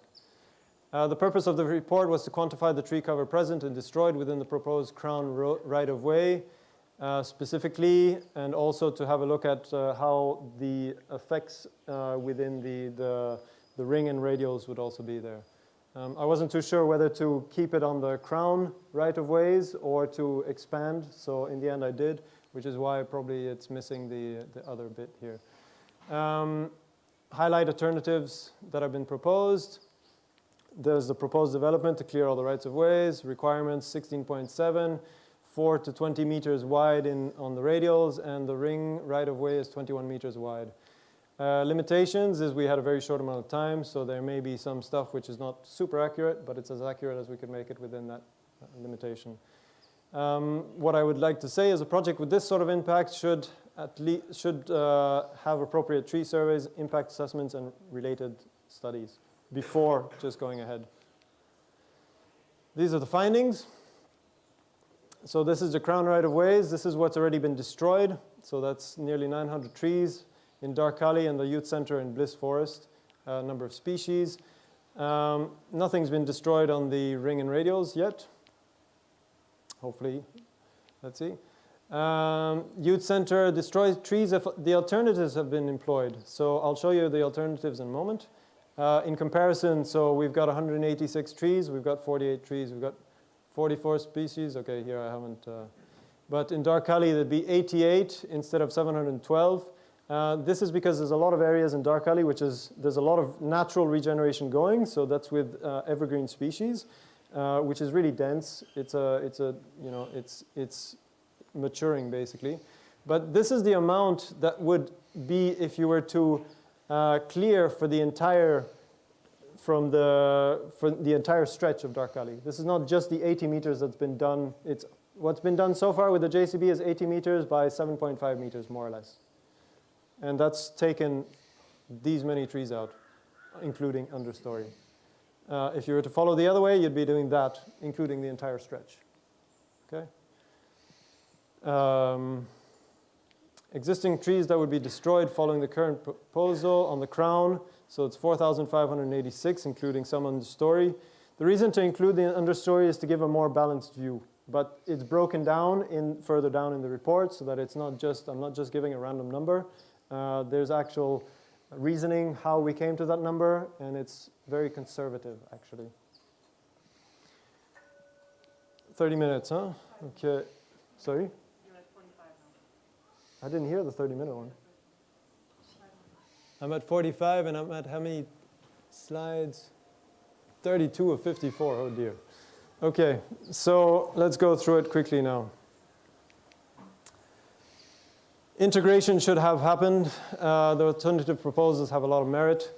There are a lot of mature trees that have been removed that were actually planted as avenue trees on the Bliss area, for example. So they were more than 20 years old. They were planted along where the crown was marked before.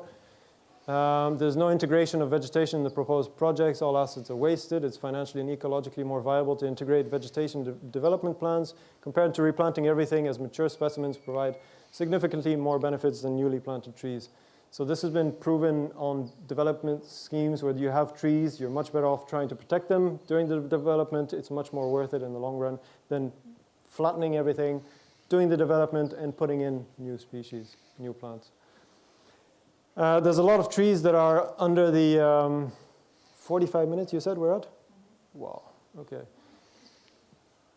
There are a lot of trees that fall under conservation status along this area. A lot of them are not even entered in, so they don't have a status. They're not even on the list in the IUCN, which is like where you find endangered, vulnerable species, critically endangered and all that. They're not even on there. So it's not to say that they're all rare. It's just to say that a lot of this data we don't even have yet. So on an international basis, a lot of them are under CITES, and some of them fall under the Scheduled Timber Tamil Nadu Forest Act of 1882. Okay. This was the alternative of Darkali. You can see it deviates, but not by much. Again, if you want to recap on that. This is the youth center. This is a study that I did for TDC, commissioned by TDC, within the residential zone. That was with you guys. This was also in the residential zone. This is luminosity, I think. Realization, Prayatna is over here. So this is just to consider the trees within that development project for structures that would be built. And this was when we were commissioned to do the study for the 3-meter access for the HT line along the Bliss and YC stretch, which during the EIA, the recommendation was to follow the road.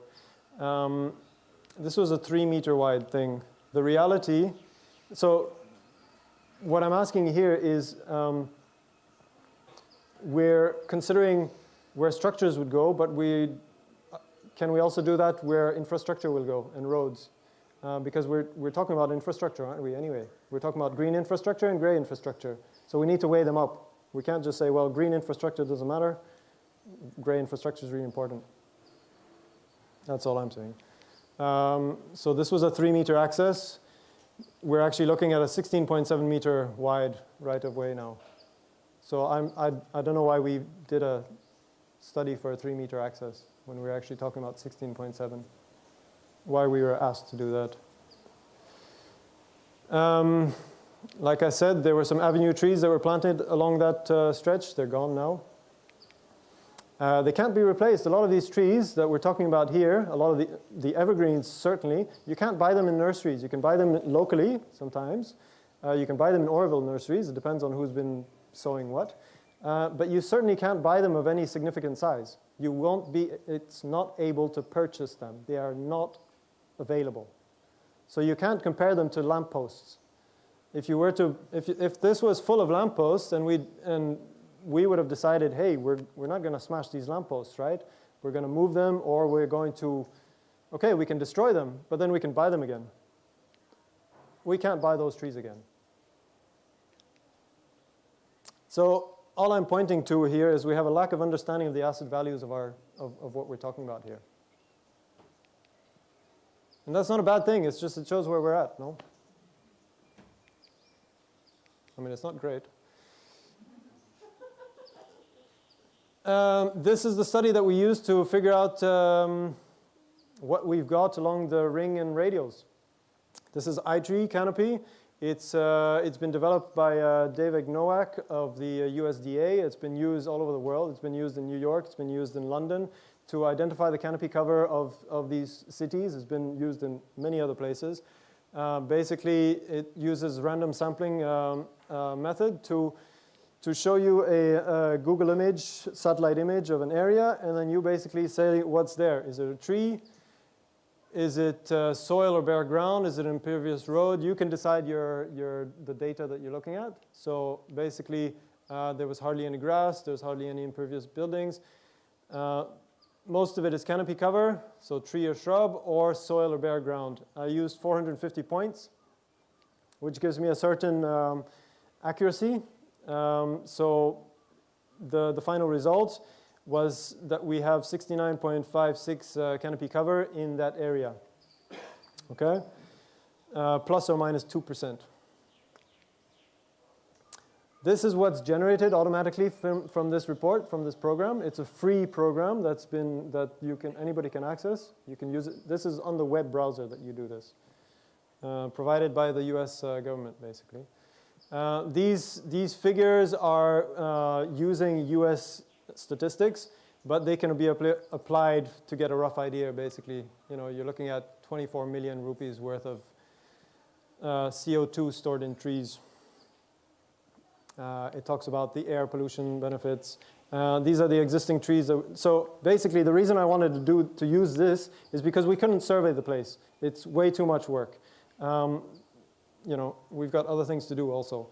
And, but it gave me an idea. It gave me a comparison to be able to then calculate how many trees we were looking at, what sort of vegetation, which ended up me getting to 154,000 trees, including shrubs. Okay, so 5,268 of trees that are above 12 centimeters in diameter. From that, I can give you, calculating that it's 69% canopy cover. So it's just to give people a rough idea. I didn't do any quantification with regards to the costs that we're removing if we were to remove this, but they are quite significant. I did a really rough thing last night on my phone saying, oh, maybe that'll be an idea. You're looking at 10 million rupees, 2 million to 10 million rupees, depending on how you want to look at it, plus or minus. This is a super rough calculation, okay? Other perspectives?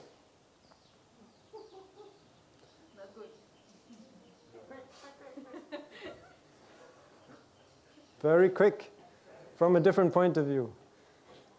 This is a galaxy concept. This is a galaxy concept with the parks, right? This is existing land use with regards to forests. This is something that Lara Davis and myself worked on very briefly. We were have been for years trying to go into a proactive stance with regards to the forest group so that we're actually able to provide something that's looking forward rather than just what's there and being reactive. So far in Auroville, a lot of what we do is all reactive management. We're not doing proactive management. So this is kind of looking in that direction. It's just to give an idea. It's to give an idea to us also. so that we have an idea of what, what's there, what do we do, what should we do, where are we. These are the zones for, these are the waterways. So obviously there's a lot of water going down there. This is to show that you can have significant amount of water here also. This is all sheet water. I'm guessing you'd had the water presentation already by Giulio or by Gilles, so you're probably familiar with this. There's a big percolation zone around here, if I remember right. So it's just, basically to integrate what does the galaxy concept look like, what does it look like based on what we've got, land use, what makes sense, from a runoff point of view, from a percolation point of view. We're better off having vegetation where the water goes into the ground, where instead of putting a building there, you make it so that the water percolates.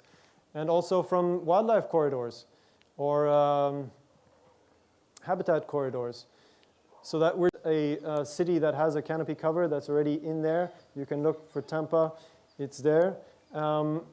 Its density is 1,300 people per square kilometer. This is the capital of Kerala. I don't know what the canopy cover is there, but it looks significantly more.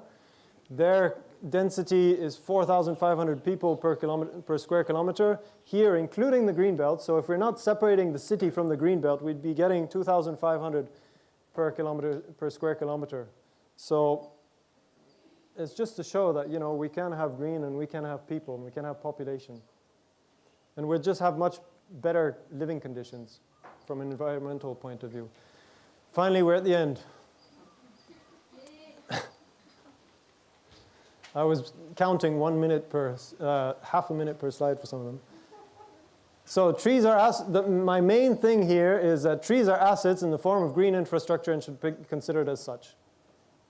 It's very simple. It boils down to that. I think we have a social responsibility to clarify what we're talking about, because I think we're talking about different things, even though we think we're talking about the same things.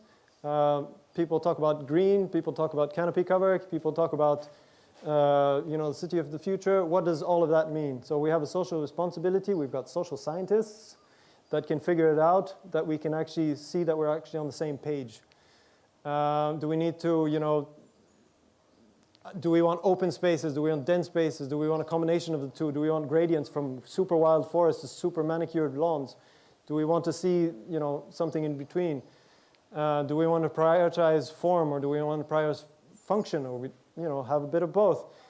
What does a park mean in Auroville? I'm sure it means a very different thing to everybody.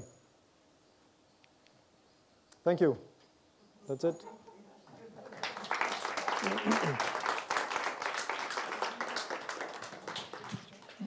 Okay, so we have time for a couple of questions before we head into tea break. So there's one. Mona, you have a question? We're just prioritizing the DREAMWEAVING architects. Islan, thanks a lot. First time I'm seeing your presentation. Very interesting. I just was wondering, how do you go through Indian cities? Like, did you cringe every time you see a tree on the road? Or what happens? Because when I go through Chennai and I see all these trees, embedded in concrete, I've seen trees in a temple embedded in concrete. What happens when you go to a city and you see beggars all over the place? Yeah, but they look happy. Seriously, they have green leaves, and they're all venerated. We're in societies where we have to try to make the best of the situation. And so the reality is what it is. What do you do with that reality? Do you go home and cry all day, or do you just try to do your best and move on? That's all I can say, because that's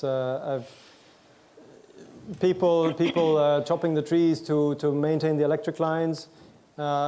Everybody's losing. They're doing it in the. It's more work. It's less long-term management. I mean, it's more long-term management. It's just it means they're structurally unsound. It's a mess. So that's why we're trying to bring education in this subject, but it'll take a while, I think. I agree. I mean, your presentation is really the ideal situation. But I think like human beings, like trees also like adapt, you know. Everywhere we just adapt. We live in cold climates, -20 to +50, you know, and we still flourish.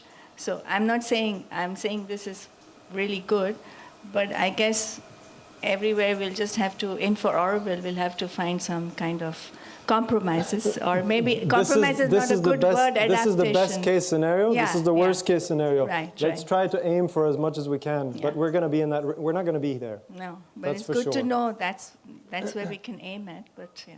No, you know, there's a lot of costs involved in a lot of, you know, especially in fully urban settings, you're going to have really high costs. In some cases, it doesn't make any sense. It really depends on the situation. Yeah. Just to say that we are prioritizing the questions from the DREAMWEAVING architects. Hi, Island. So I am actually, all of these lectures, many of them are new to me. Okay. So I'm actually, for me to see the level of expertise that we have, the studies that has been done before, from the mobility yesterday to the water to energy and to this work on trees and the green infrastructure. Has there been any integrative design process before in which 5, 6 of these multidisciplinary expertise sitting on one table and trying to find where is the space that works for all of these systems, or this didn't happen before? Not in my understanding. Okay, I think this is what we should be doing now. Yeah. Okay, thank you. Yeah. This is pioneering. Maybe one more question. Thank you, Islan. A couple of years back, Johnny and Jesse produced this Citizen One play.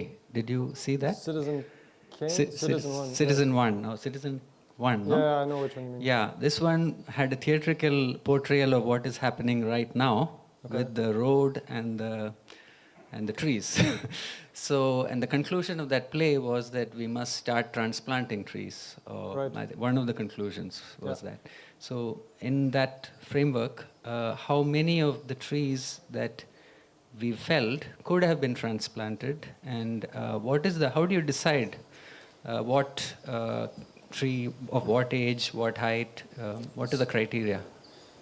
The reality is we don't know, which is why over a year ago I wrote a project to the project coordination group to get a tree transplanter made, which we've just gotten the funding for now.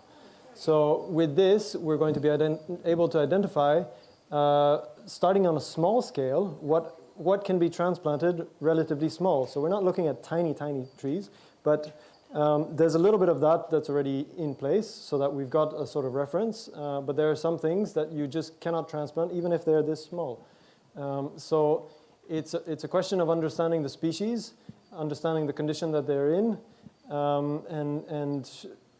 and eventually you can transplant really big trees. You can see, if you go on YouTube, you can see a 250-ton transplantation where they take rain trees and they transplant them using these massive machines and hydraulic systems to lift the whole thing.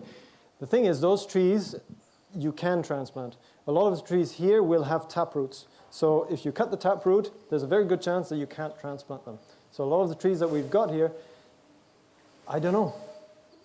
And that's why we've got this thing. We need to study, we need to make these studies to be able to see what's possible and what's not. So we're there. That's where we're at.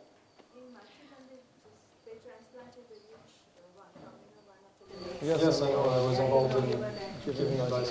Just to tell you, it's a Guernica. It's a very old way, and it's probably with a taproot. It costs about 1 lakh rupee without any frills, like without counting the time. It's just what they had to do to get the machinery. Okay, so well, this is a year later. Yes, so we're slowly running out of time, and there's one more thing that we have to do before the break. But I think Island will stay for tea. Sure. And anybody who wants can ask him a question then. And also don't forget, you're always welcome to write your questions down on the paper, and we will send them to Island as well. So this is one thing regarding yesterday's presentation. Tuan has asked us to read a statement about some corrections from his presentation. So I will just read out the text that they sent us. So, Ponusami and Tuan would like to rectify a statement made yesterday during the presentations on energy and electricity distribution. The total number of wind turbines is not 5, as stated yesterday, but 6. Varuna Auroville, a unit of the Auroville Foundation, has 2 turbines, one in Tamil Nadu with a wheeling arrangement, one in Karnataka with an energy selling arrangement. Varuna Private Limited, through partnerships, has 3 turbines in Tamil Nadu, 1 turbine in Karnataka with energy selling arrangements. It should be noted that although these wind turbines are not physically connected to the Auroville internal grid, the energy produced helps offset grid energy in terms of CO2 emission reductions. So they just asked us to read out that rectifying statement, and with that we can now move into the tea break. Yes. Yes, a 15-minute tea break. We'll be back at 10:30 with a presentation from the Line of Goodwill team. Thank you.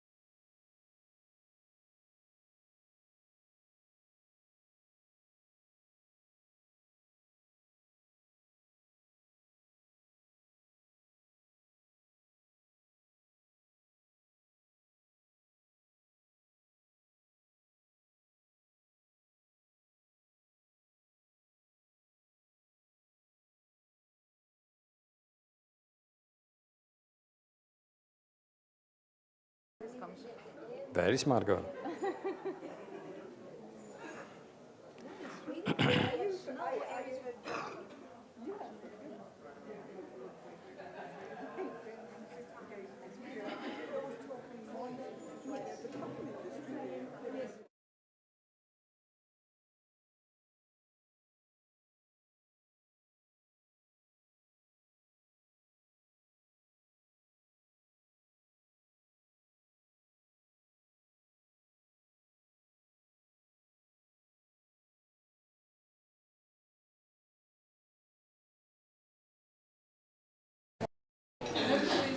What is Lalit's wife's name? I forgot. Lalit's wife.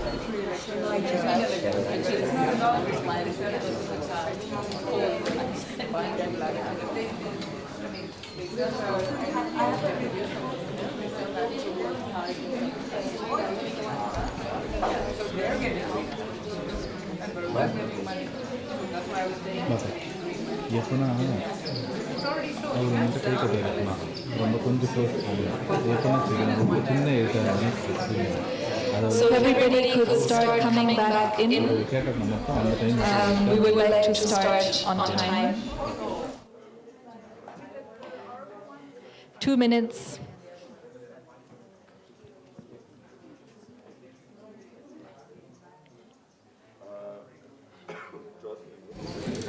பெரிய விஷயம் record பண்ணிக்கலாம் question இருக்கு question மட்டும் அவங்க பேசுறது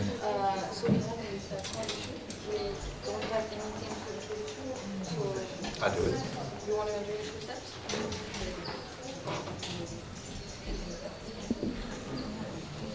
Time now?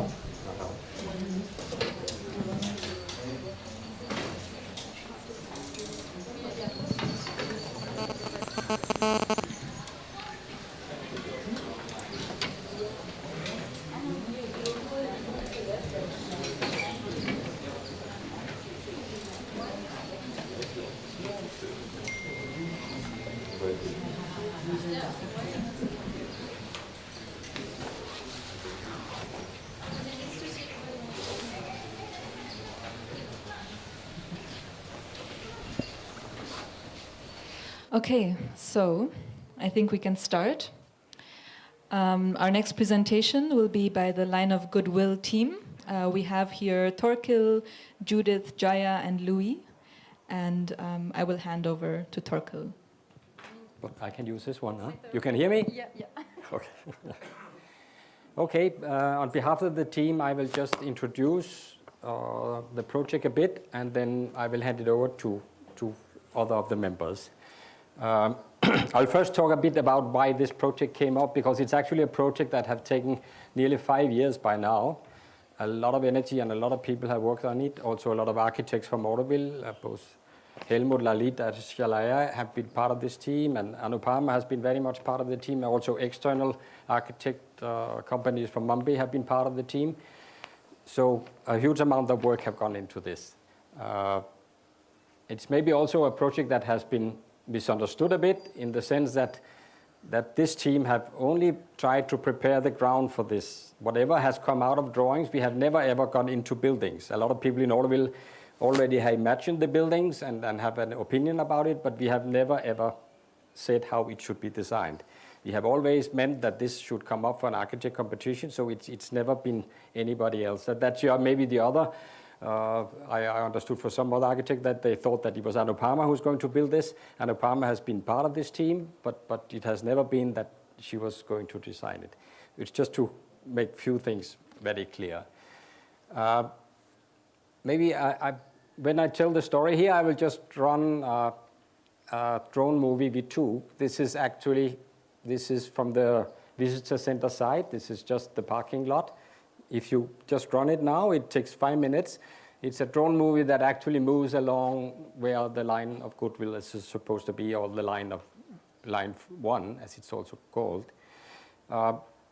What's interesting when you see the movie, I can tell it is that is even if you go up in 50, 60 meter height with the drone here, you actually don't see any buildings in Auroville.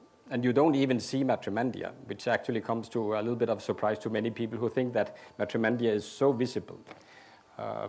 Even in 65-meter height, you will just see a little yellow top on top of the trees. And one of the reasons is also this area is actually 10 meter lower than Matrimandia. This project actually came out from different angles, and it was actually merging different parts of Auroville, actually all the aspects of Auroville in a way. Now we are actually crossing into Arrow Dam area, and this time it was taken last year, I think, after the rainy season, so Arrow Dam is actually full of water. So 5 years ago, I come from the income generating activities. I worked a lot with the units in Auroville, and we saw a need for that the existing visitor center have done a good job with the money they had, but there was no space enough for all the other units. And actually at that time, they took a lot of units out of the showrooms in the visitor center because there were too many units. So there was a lot of pressure for units to establish themselves elsewhere, and that Auroville did not allow them any place. There was an idea to make a center at the Kulapalliam Road on Auroville land, but actually outside Auroville. And we worked a lot on it. It was a center that would cost 25 lakhs and give a lot of crores and give a lot of space for a lot of units.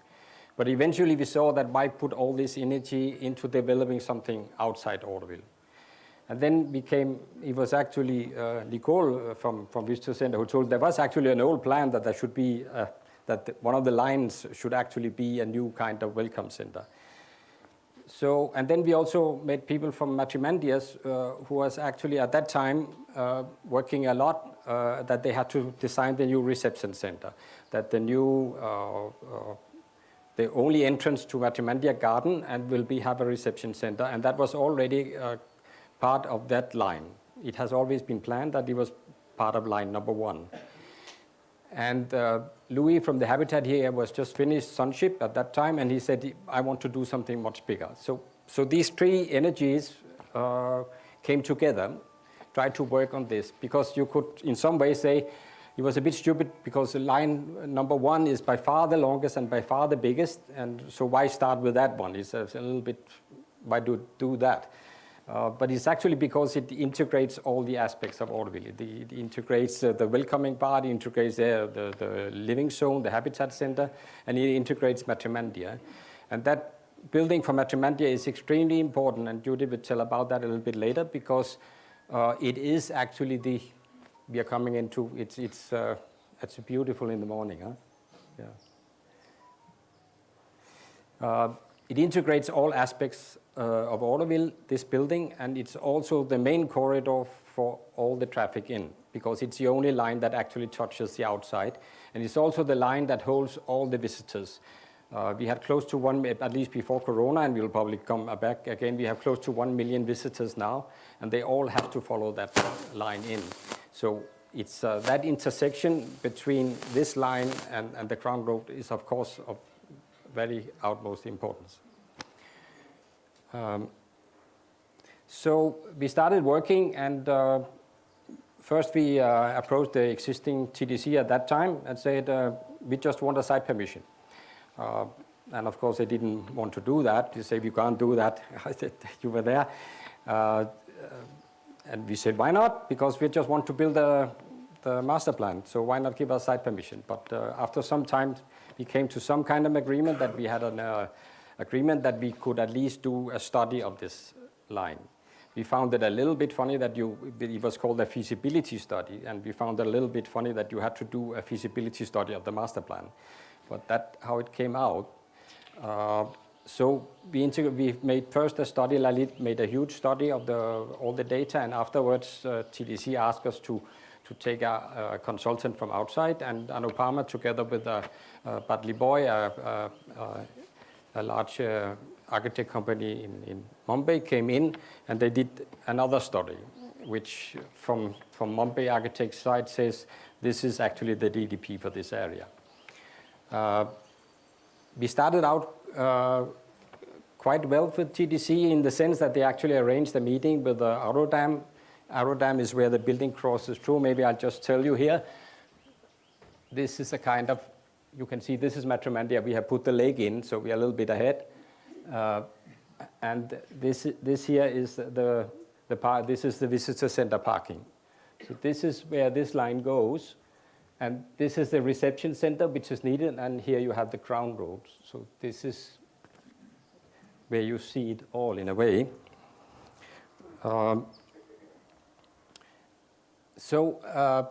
The huge study was done. I came to take, this is Aurodam, it all goes through. And TDC arranged the meeting with Aurodam people. And of course, they were not very enthusiastic about having this building going through Aurodam. But actually, they didn't resist. They actually told us clearly that if that's the part, if that's the master plan, okay. But they wanted to be part of it, and they wanted to have a say in it, which is okay. So it actually, surprisingly, started very good. But then I think TGC got a bit of cold feet, and then they didn't know what to do. So it all ended with a lot of work, and actually not in much. It's actually got blocked in many ways. It's still there. I think the whole DDP is more or less made. I think Judy will tell more about, because that intersection is of course very critical, because you will have 1 million people who have to come in through this line, or at least, and they will have to cross the Crown Road in a way that they don't go into it, because these people are actually supposed not to flow into Auroville as such. But I think you will take that up. I don't think I have so much more right now. Anybody has question for this? Because that would be to take it at this step, then Judy will come afterwards and tell, because a lot of the work has been seen from the matrimentia side. Anybody has question? How do you emphasize the intersection of the Crown Road with the line of Judy will tell about that. And do we want to bring 1 million visitors to the Masterplan? I think a lot of people ask that question. Okay. You will answer that also. Yeah. Maybe we wait till after Judith's presentation. Okay, then we wait. Yeah. Okay.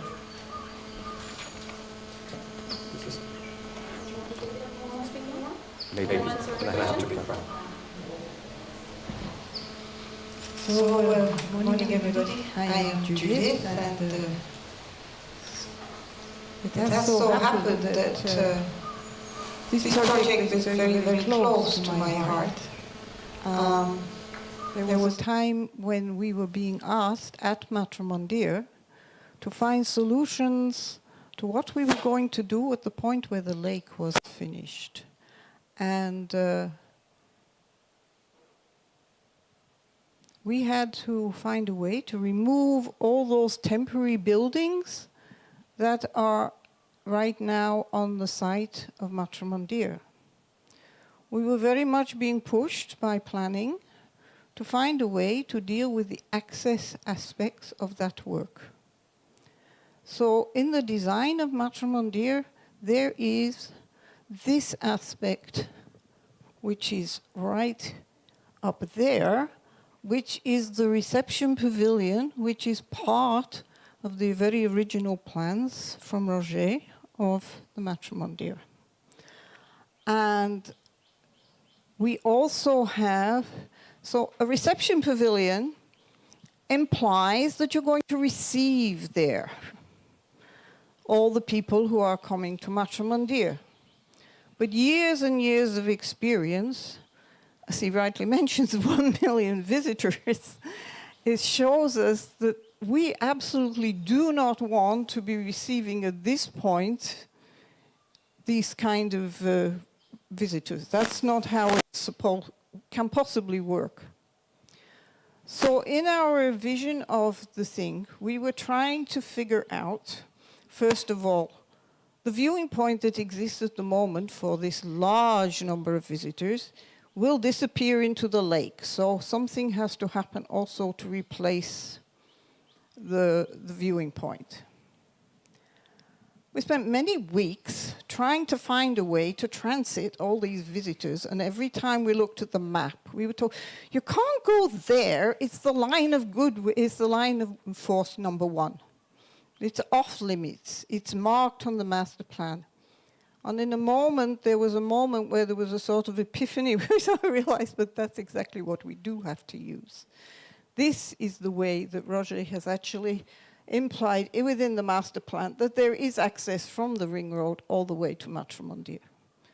But obviously, it's a very sensitive situation. So we immediately said, right now, the vast majority of visitors are received and filtered at the visitor center. As time went on, of course, the Gateway project came into view and we merged on that.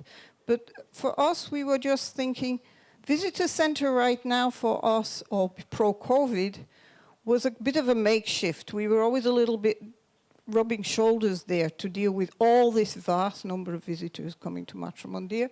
So what we needed was a purpose-built hub to do the kind of work that we're doing at Visitor Center that was self-contained. And in the vision of the line of Force 1, we envisaged it somewhere here,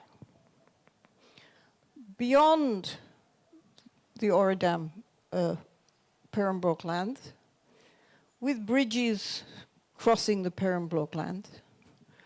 And there we would have a proper hub for filtering and dealing with the people.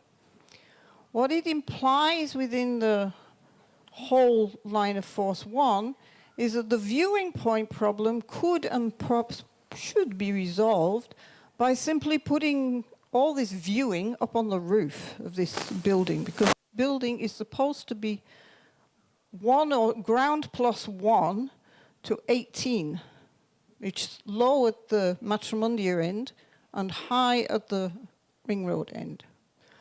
So we thought, well, if we can channel all the visitors onto the roof, there will be a good viewing point for them, and they won't be impinging in any way on the rest of Auroville. They'll be really canalized.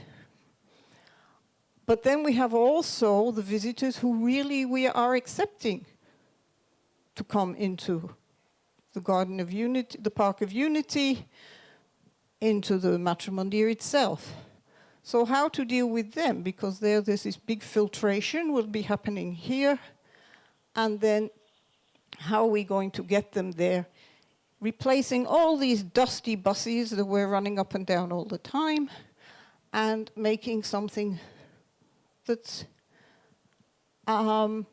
we wanted to create what we call a public transit system for these visitors that was already in its conception, a system that would calm people down from the state in which they arrive in the car park to the readiness to enter the Park of Unity and to arrive in the chamber in a frame of mind that is conducive to the very best reception for them. So we weren't satisfied with any of the things we saw of trams and I don't know, we saw all kinds of things. So we even actually had a little thought, and we even came up with a design of our own. It's only a concept design, there's no engineering in it, which would give people a sense of calming down, of separation. So this is very crucial when we think about where we're intersecting with the Crown, because we don't want a level crossing. We already see what it means to have a level crossing now. So this means that at least at ground plus 1, maybe even ground plus 2, there will be a flyover. It will be bridged, the Crown will be bridged, so that people can be transported. The viewing points were envisaged to have one on the roof just this side of the Crown, the outer side of the Crown, and the second one at that other yellow spot that you can see there. These two yellow spots actually indicate viewing points, okay, on the roof. So the system would be that visitors, even visitors who are even expected to arrive all the way inside the garden, the Park of Unity and into Matramondia, would be being channelized at ground plus 1. Visitors going to viewing points will have to be well integrated and design their means of transit to arrive at the viewing points. And as this entrance, this bridge across the lake here, is the only entrance for people coming to the Park of Unity and to Matra Mandir. Here at the crown, where the intersection is, there has to be an entrance at that point at ground level for all the residents, whoever they are, within Auroville, to make their journey by foot or maybe, I don't know, moving sidewalk or something, to arrive at the reception center, the reception pavilion, where a sort of last reception is made. Hand over your bags, hand over your cell phones. You're lacking mobility. Here you can get the electric car, things like this, means of accessibility. All these things would be set up there within the reception pavilion itself. But the reception pavilion is definitely an integral part. It's very nice if you look at the drawings that Roger made for the reception pavilion, that he has little railway lines going through it. So he had the same idea that we did about some sort of public transit system taking people to the reception pavilion. So only other thing that I really want to express about the whole of the line of force is that in our dreaming, you are dreaming, but we were dreaming, is that this building should be incredibly environmentally sustainable. It should be totally ecological, not only when it's finished, but the way it's built. We were very, very clear about this. We don't want to do this in an unconscious way. The whole thing should be, we should be putting our very highest aspirations not only into what we produce, but how we produce this structure. And we were very, this was a really deep aspiration of ours, that it should be created in a way that we would all be really proud of and not be ashamed of. Okay. I don't know. Maybe I add a few things. Please. I'm still connected. You can hear me? I just want to add something about the gateway, because as Judy says, the gateway was also supposed to handle all the guests coming in. It was actually supposed to be an active or a kind of intelligent filtering, we say, that only people who has a need to pass this point should pass on. We actually did a lot of work, which we also will hand over to the DREAMWEAVING team. We saw a big need to make a visitor policy in Auroville, that we don't have much idea about how we will handle all this info. You asked this question, why do we have these 1 million people coming in? I think from our side, we saw it also from Atamantia's side, says it is a public place. You have to allow Indians to come into this place, but you have to do it in such a way that it makes the least disturbance. But you can't just block it off and say, no, it's not possible. So the gateway was meant like a lightning rod. It should actually take as much energy from this inflow, because we already now have had before weekends where 10,000 people are coming, and this is a huge amount of energy which is like that. So the whole idea of the gateway was that it should be a much better visitor center with showcasing whatever Auroville could do. It will have the shop, the restaurant. It was also planned to have a hotel, because actually Matamantia's idea now is that people who actually get access to the chamber have to stay 1 day more. So that means these people actually have to have a place. They could stay in the guest houses, but in many cases it would be better let them stay there. And the idea was actually, that was our dream, was that the top of this building would be a meditative garden where you actually can spot Matamantia in the distance.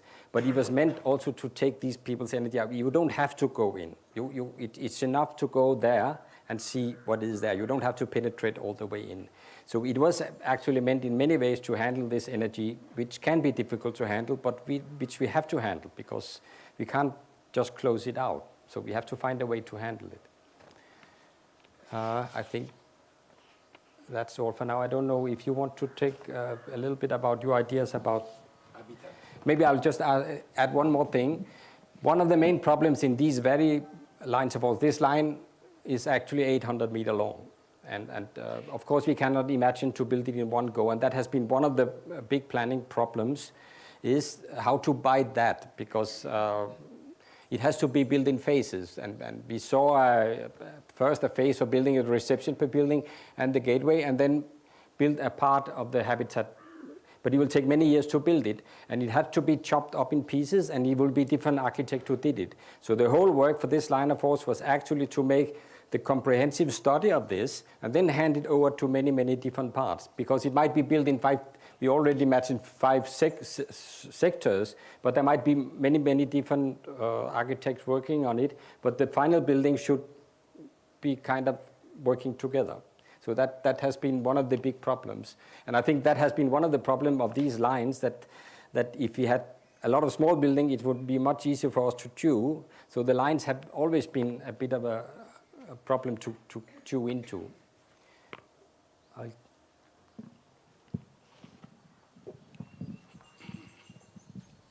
Hello, my name is Louis, for the people who do not know me, and I am a developer.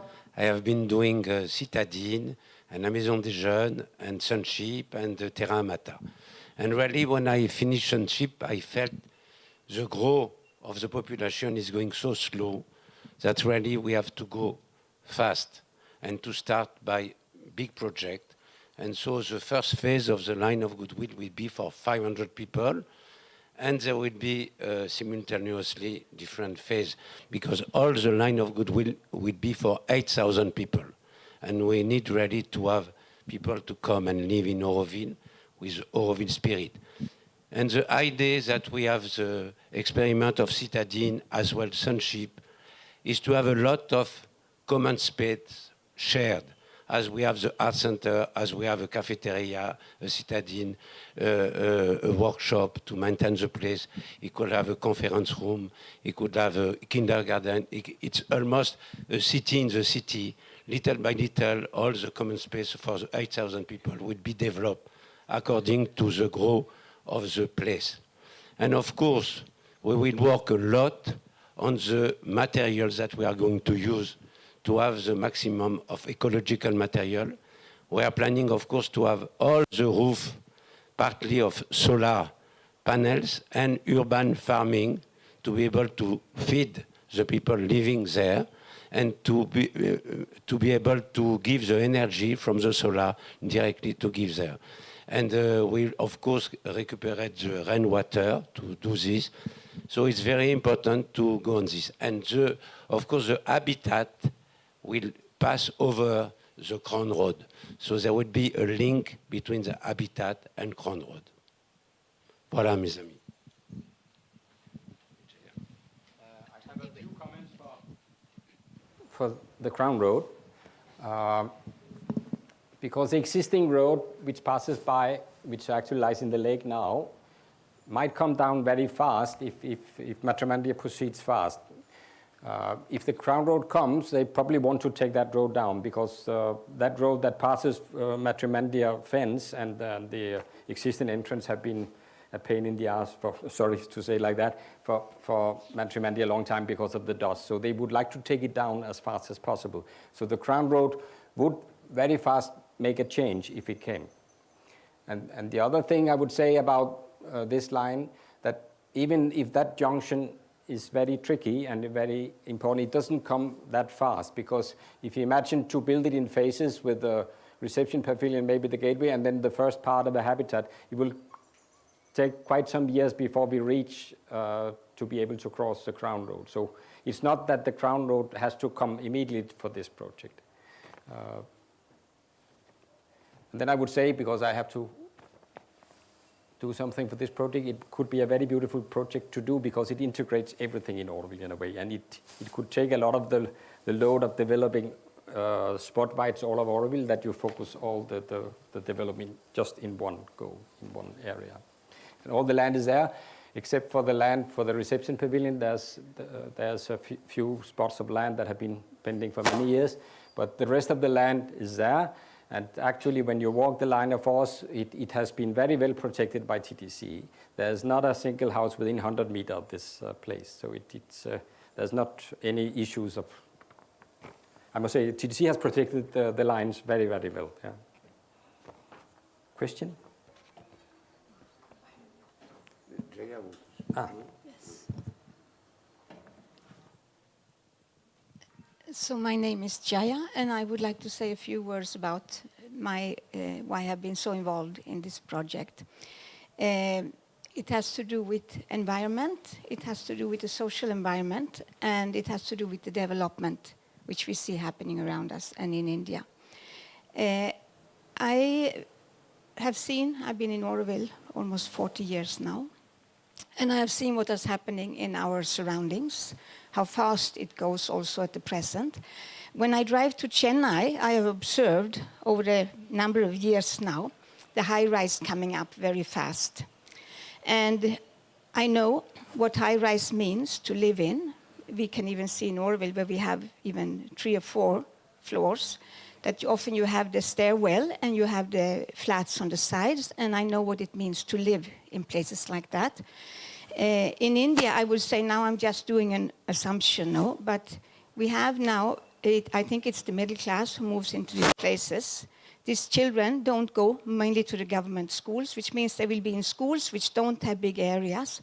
So they move between 2 environments where they are not in contact with nature practically at all, how the cities looks, no? Also, I have seen in Auroville, and I have lived in Sweden in some places which were not built specifically for collective development, but somehow developed like that. And because I lived in 2 areas, right neighbor, I could see the extreme difference which what happened with people depending on how the place was developed. So I have seen that when it comes to collective living, there are some things which are very important, which actually the environment creates collective living, or the environment doesn't create it, no? Standards, same, etc., but this is a big difference.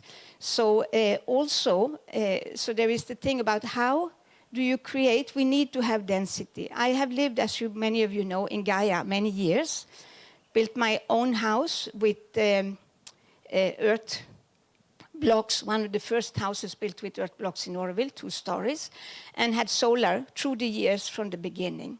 So that was very charming and very attractive and very ecological, so-called. But I have from the beginning always said, when people spoke with me about it, this is not an ecological setup with the solar the way we have it. It is not sustainable in any context in the world today for one family to have this huge setup with batteries and huge cost. It's not something you can apply. And if we talk about human unity, whatever we develop have to be applicable on the wide scale. So for me, this gateway, I actually heard about it within a few days on a walk with Judith when she said, is this a crazy idea? And it was like, no, this is it. We can actually tackle so many things. We can have a reception, because I work with Unity Pavilion, and I had spoken years ago with Aryamani, how do we do something for visitors which moves like a kind of a stream with exhibitions and things like that. Nothing happened like with so many things in Auroville, but how do we make a reception which actually is interactive, inclusive, educational, so that every single one of those million people who come here, because they are coming, no, and there will be more of them, we can't stop that, no. How do each one bring something out? How do classes of children come, not just rambling up the road to the viewing point, but actually learn things that they take with them? And a place where you can move so much, which goes from more interactive and up in more and more silent space. You have more meditation and concentration places than Matrimandi. You can get a taste of what the petals are, what it means to be in silence. You can use music. We do so much. You are looking at research on this building level, but we do so much research in Auroville in so many different ways. How do we make all this accessible? For me, it's a gift back to India somehow. That's what I always feel. So that is with the visitors. Then if we can make, because we are actually, I would say, the only ones who can make a place like this, which is available to people people come to Unity Pavilion, they say, oh, what a beautiful space. So I say, you see, where in the world can you use a space like this without being very, very rich? You can do that in India. And in Auroville, no? So can we build this high-rise? Because we need density.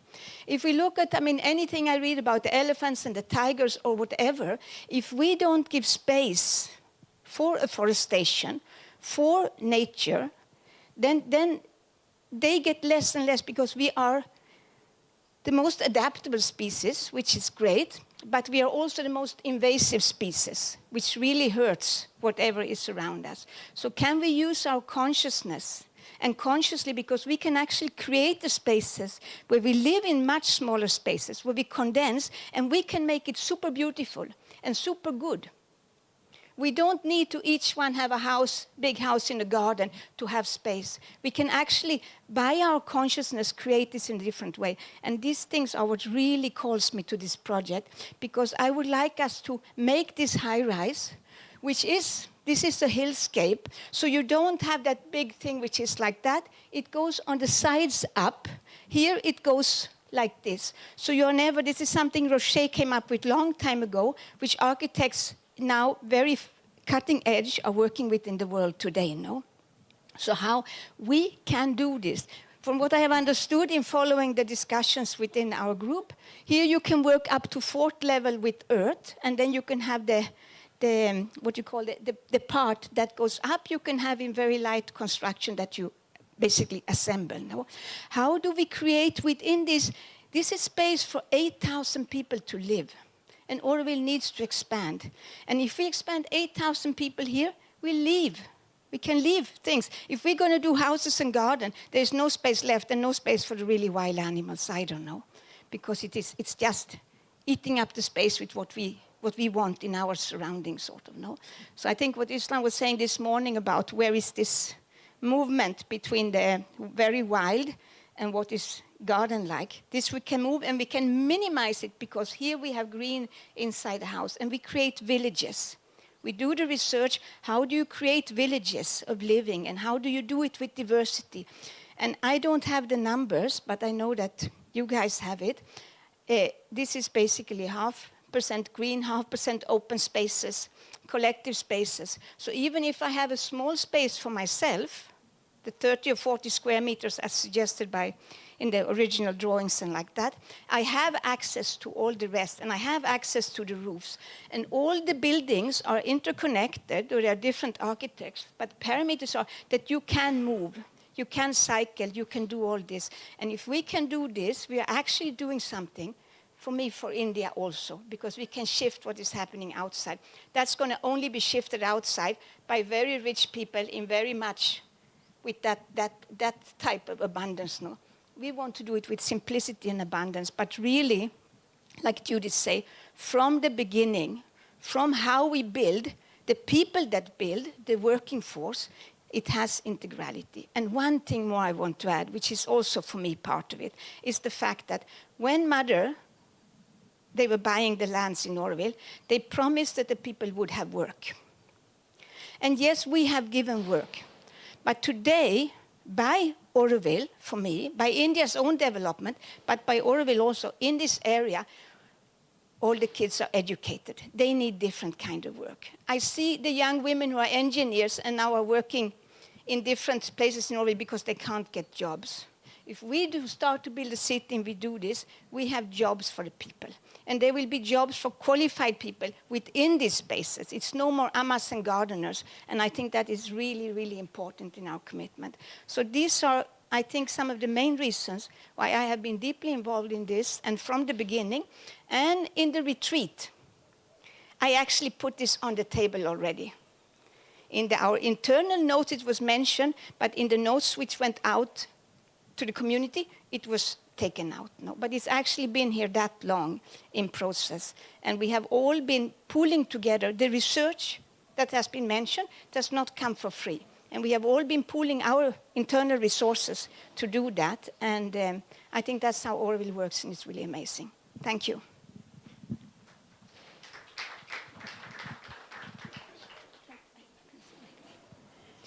Okay, is that all from the team? So then I think we can open for questions.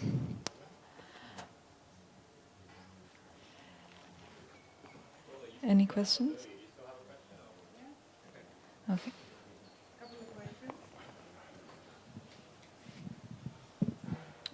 Starting with what Fabian actually said, is the 1 million visitors. It strikes me as weird that we are actually creating infrastructure for 1 million visitors when the mother said that there should be no day tourists in Auroville or no day visitors. So it's kind of weird. Anyway, I don't know. Is that a question or? Yeah, it's a question, okay. Of course. Will you answer this about how? First of all, I tried to stress that Auroville should have made a visitor policy long time ago. We made the initial search for it. We can hand over that to you. We made interviews with all the partners from the security to visitor center to Matrimandia. We have made the statistics for people coming when they are coming. And for example, I can tell you when we interviewed Auroville security, they said, please make a policy. We are totally lost because we don't know what to do. There are so many different telling to us what to do. When we stand there, try to stop people, we don't know what to do. Please make a visitor policy. Nobody have done it. We said to TDC, we will try to start that work. TDC said, no, this is our job, we will do it. But then it never happened. I think a visitor policy is very much needed, and your question falls into that. How do we handle visitors? The first thing that came out when we talk about it is that visitors are many things. That you talk about a day tourist that just want to see the Golden Ball, that's one thing. But then there are visitors on many, many levels, visitors who want to know more, about Auroville, the visitors who have a genuine interest. And you could say they should, that's what we call intelligent filtering. They should be handled in different ways. There was earlier a team, I can't remember what that was called, there was a welcome group that tried to actually work on this to make a desk available where people could come, where this filtering could take place. And we have not worked on that at all. And we are actually just ignoring these people. We say they don't exist, they're outside. And in some ways, the visitors center has said that their job is actually to handle this, so Auroville don't see them. I don't think it's fair, and a lot of other people have actually said to me that we came to Auroville as a tourist the first time. So how are we to judge which people have a genuine interest or not? I'm advocating for that we should find a way to have an intelligent filtering. You could say the gateway is very much part of that the most part of the people come should actually stay there. And you have enough interesting things going on, so the day is gone and they will leave. Right now, they all try to penetrate in somehow. So it is how to handle this. We can't decide that these 1 million people should go away, and if you see the trend of numbers, which of course is stalled by Corona now, they are just rising and rising with 10% every year. We will soon need 2 million people. And we can't say go away. It's not going to work. We have to find a way to handle in a decent way, because we are in India and these people have a right to come here. So we have to find a way that this can take place in a way that is decent for both us and for them. But how we do it, I'm not the full one to answer, but I'm just advocating make a visitors policy. It's a very, very urgent need. Thank you. The second question would be, with this gateway and this line of force, goodwill, you're basically, I don't know, making a commercial hub, and to me it looks like you're monetizing on the visitors and Matrimandia. I'm just sort of uncomfortable with that, as a sense of, is that what Matrimandia is supposed to represent, to be commercialized? Maybe we make keychains instead, I don't know. Question, I don't expect an answer. No, I would like to answer. Yeah. Sure. Make it For short, sure, please, we don't want to commercialize Matrimandia at all.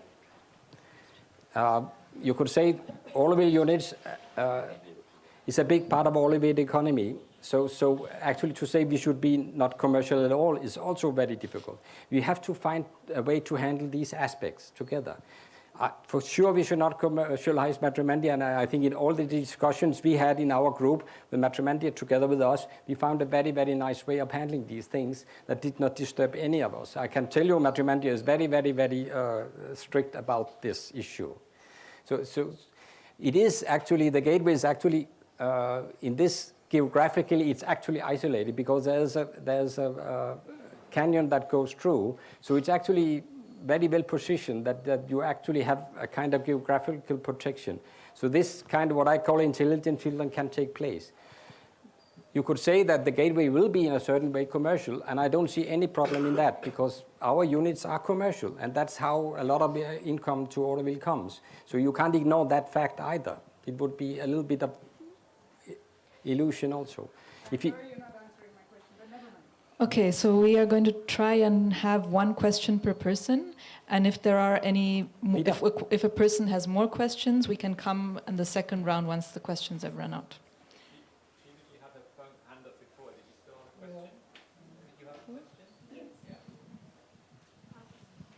I'm a little confused on the stage the project is on, because at some point you mentioned that it would be like really open to architects to come up with the proposals, but at some point you did mention about a DDP being there. So just a little clarification on that. That is all my question is about. I think we have made the groundwork. We have never been into architecture. The DDP has to come from TDC. It cannot come from us. I think we have made a lot of works which can go into these projects, and I think the DDP for this sector could easily be done. But it's not up to us to do it. We have only thought about how this could be broken up into pieces. And we for sure always thought that it would be up to many different architects to work on this. This is not one architect project, and in any way it will take quite many years to build. And that's the main problem of that building, is actually how to make a coherent building out of that afterwards, when many people have been weaving on the same thing. It's a huge DREAMWEAVING project in itself, and it's also a weaving project afterwards to build it. And that's a challenge, and that may be the big challenge why the lines of force never have really been taken off, because if there had been a lot of small buildings, it would have been much easier. I don't know if that is enough to... We don't know either how. It is in 5 sectors in the planning we have done, but that can be broken up into many more. And I think it's a lot of work for many architects to design that building. I think David is keeping track of the names.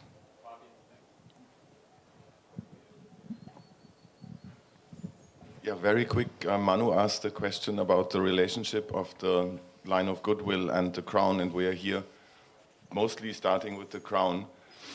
And when I look at the model of Roger, of the galaxy, you can see the crown being different than what is marked here. And I see also in the model of the line of goodwill, the crown is just this tiny thing which goes through.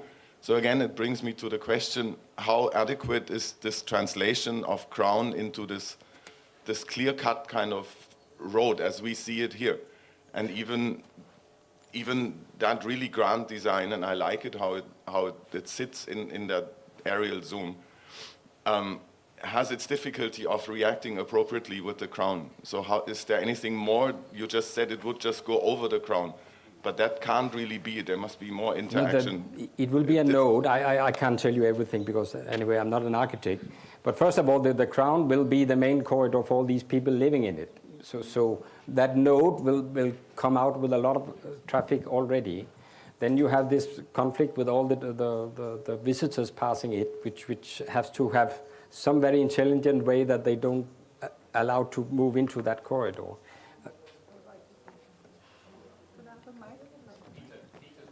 Could I have a mic? I want to ask a question.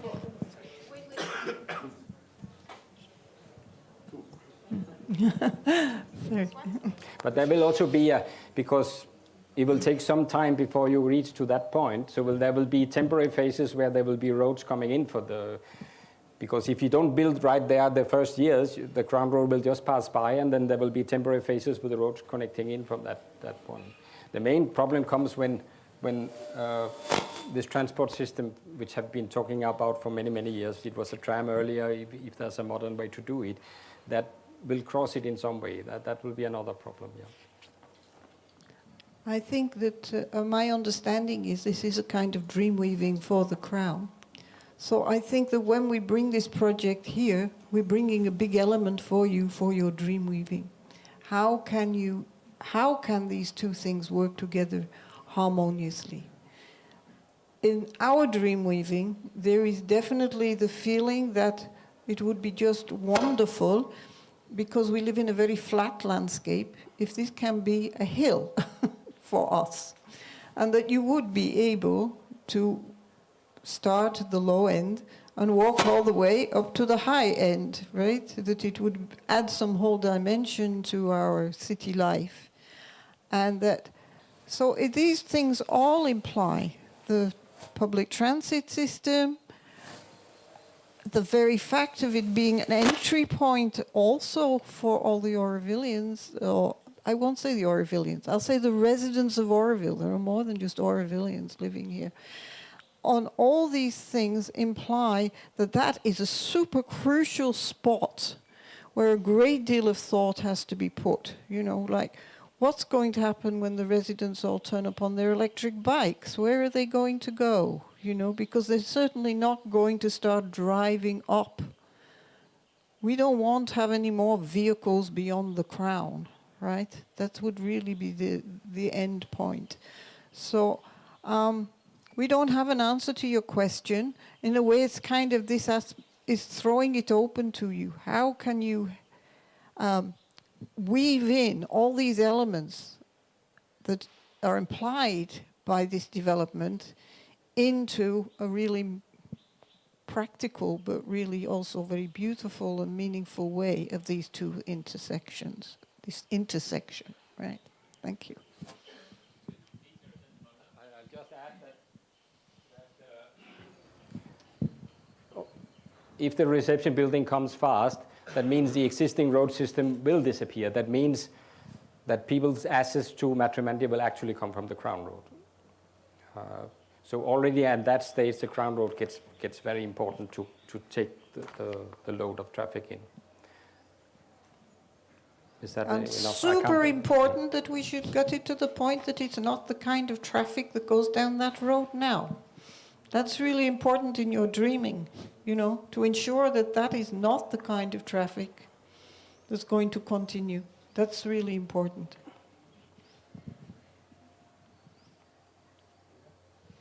Yeah, for me personally, yeah, okay. I was never against the galaxy in a large city or a township, but the way we are growing has to always keep in touch with the inner growth. And this balance, even on the ecological front of all the fronts, is for me always the centerpiece, not the details. Because I feel in that, personally, I feel in that project, it could be an amazing learning field of all the complexities of to build a city, and as such it would be a research project for me. Not for the end only, but the way we are going about.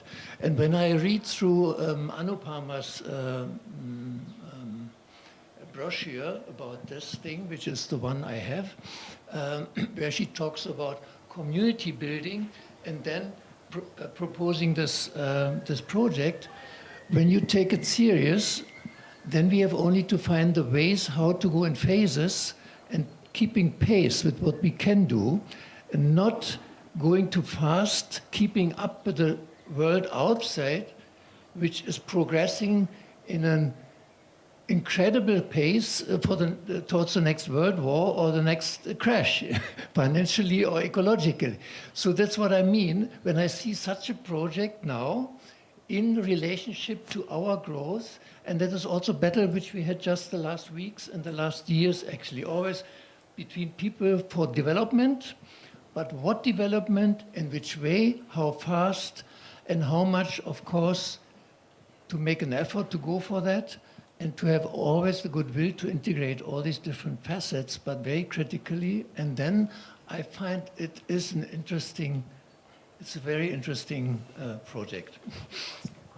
Can I don't know what the question, but I can answer it anyway. I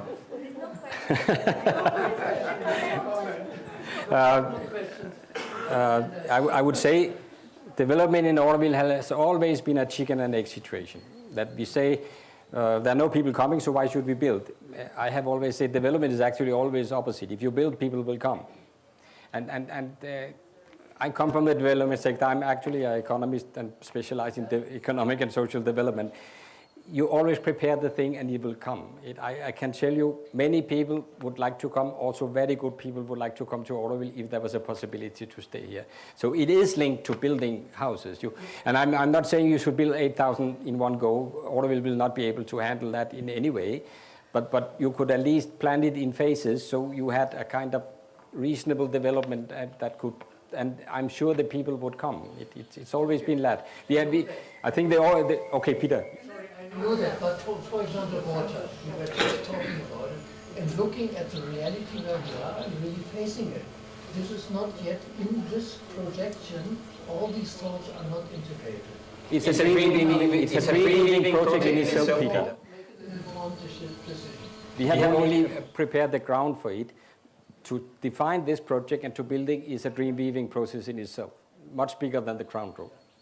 And it's a hugely complex thing. It's very beautiful because, as Judy said, it's not one village. It actually will be many villages in one building. And it's not one building. It's not a wall building. It's actually penetrable in many ways. So it's a way to build a concentrated building with villages inside. And that's a huge dream-weaving project in itself, which could take all the architects of Auroville for years to design. I also want to emphasize again what I said when I was making my presentation. From the beginning, we have been considering that this should be something really extraordinary in terms of things of dealing like with water, with energy. It has to be totally sustainable. And we'll never find a way to do it unless we set out and make an experiment that here is a project of this dimension on which we are setting these parameters and these standards for ourselves right from the beginning, not merely in the final building, but in the execution. This has been an integral part of this project from day one. Socially sustainable. And socially sustainable also, okay? Yeah, I'm here, Mona here, Torkil here. Hi, Mona. Hi. I want to thank you, Torkil and Louis, Jaya, Judith. I think it was my first presentation that I'm seeing on this project. And I'm touched by your sincerity, by your aspiration, and everything that you've put into it. I think it's something, you can see that there is sincerity and there is goodwill. And I think I'm a bit confused because yesterday we saw a presentation from Anupama and it looked as if the project was like done, you know. As architects, that's what we perceive. I know, but because there are, exhibitions on it, presentations on it, and I got the impression that it's quite far in its development. Now I hear today that even the DDP is not there, even though you had this person from Mumbai doing something. But it gives me great hope that a lot of other architects can be involved in this and that it can be phased out, and how you're looking at the first 4 floors being in earth construction. And so there is a lot of things that I heard today which is, I think, very hopeful, and hopefully the dream weaving will take this. It's a big challenge for us how the crown and such buildings are going to intersect, because also in the industrial zone we have lines of force which they have, also, yeah, it's the only one. The other lines are not right, crossing. so that's quite complex, and I hope that we will be able to kind of tease out some of the elements and put this together. So I just wanted to thank you. I think it's my hope that I feel we have been planning for 10 years and we have been planning too much simply, and we are getting so tired of each other planning that I come from the development sector, and we normally have 6 months develop. We also do participatory planning when we do development project in the world, but it has to come to an end, because you can plan too much. You have to plan well, I'm sure, but when you start building, there's a long process. You have to weave it together again, because you can't plan everything from start. I think in Auroville we have the feeling that we are such a demand that we should do it perfect, that we want to design it so perfectly, and we can't. simply not possible. At one certain stage, we say, enough planning, we have to start. I'm not saying planning should not continue and we should start weaving it intelligently together, but you can't keep on being in a planning phase. You get tired and you start biting. Yes, yes. Yeah, thank you for the presentation. I feel, understanding what you're trying to say, it's almost like a design process to bring guidelines. So when you start working on the divisions, it's clear what are guidelines to make all of the buildings in harmony. Could be another dream weaving project for you. And I see this as a good exercise. And it is just that today I will be repeating the same statement again.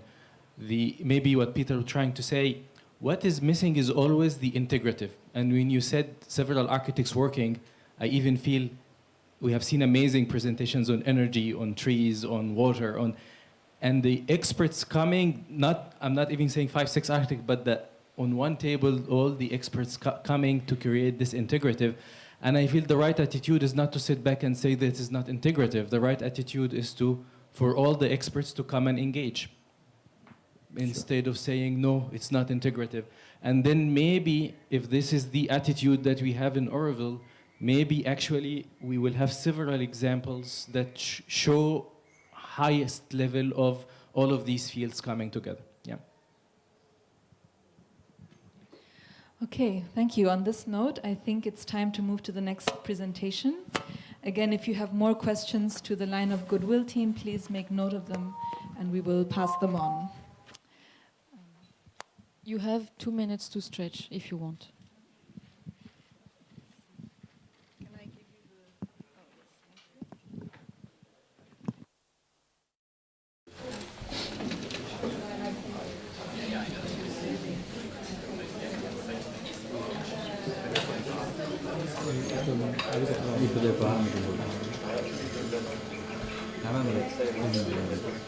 At least 4 presentations like this before. At least.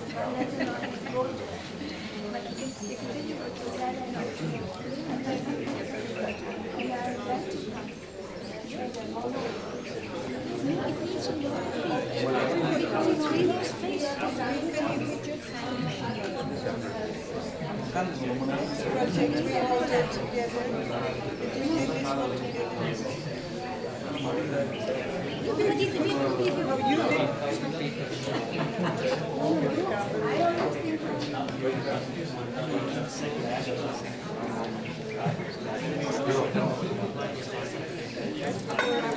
Send the world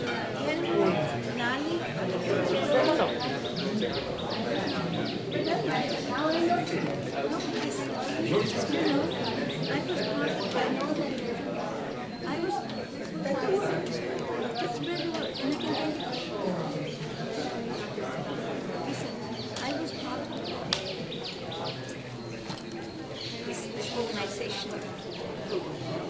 We were completely everywhere announcing in the newspaper, and people kept saying, you're the most secret organization. No, it's not like that. I think when you're open,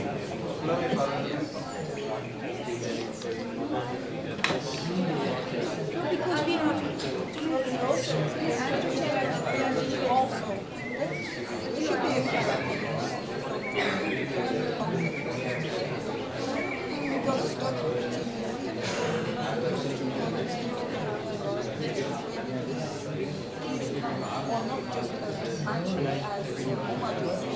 also the forestry, everybody's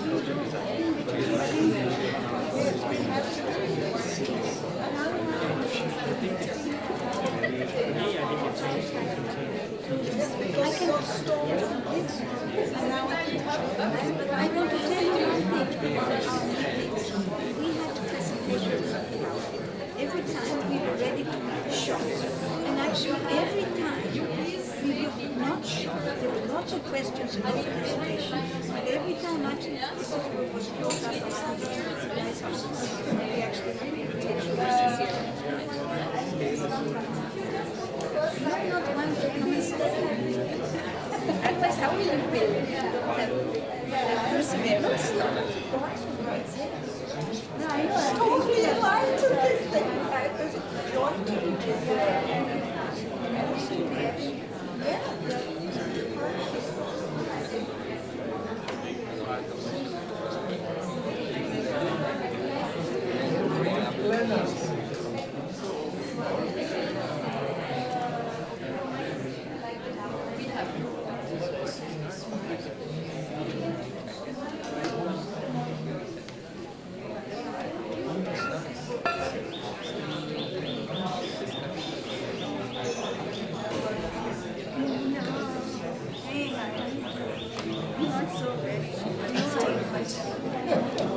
Yeah, so essence yesterday. This is ginger, ajwain.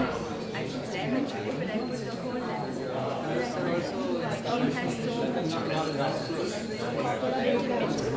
And I don't think it is bitter. You must eat bitter. But I have got allergy.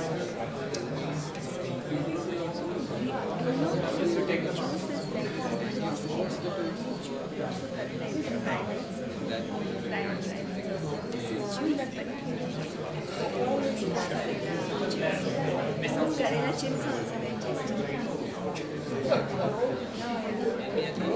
The full, yeah, Goan style. But not deep fried. They're very nice. Oh, I have to learn that. No, what I do is I just juice it so that it is sour and Karela is perfect. Another thing I add.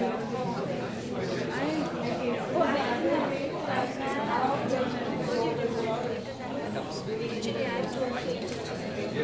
also but which one did you choose? The dry ginger. Okay, this is a ball. It looks a bit deeper. It looks a bit deeper. It's actually a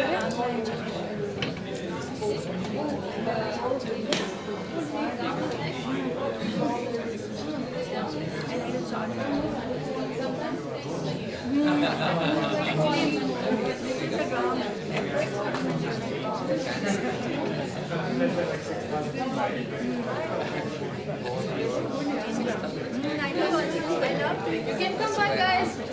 Hello, everyone can slowly come back to their seats. We can move on to the next presentation. This is your own little hub, like after every presentation you were like, how was it?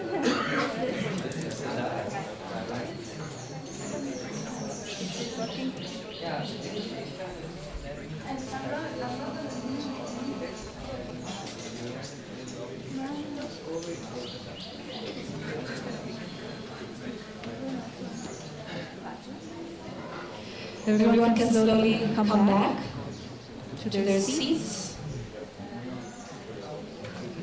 We can start. Okay. Will this cluster please sit down? I hope this is just water. No, there's no.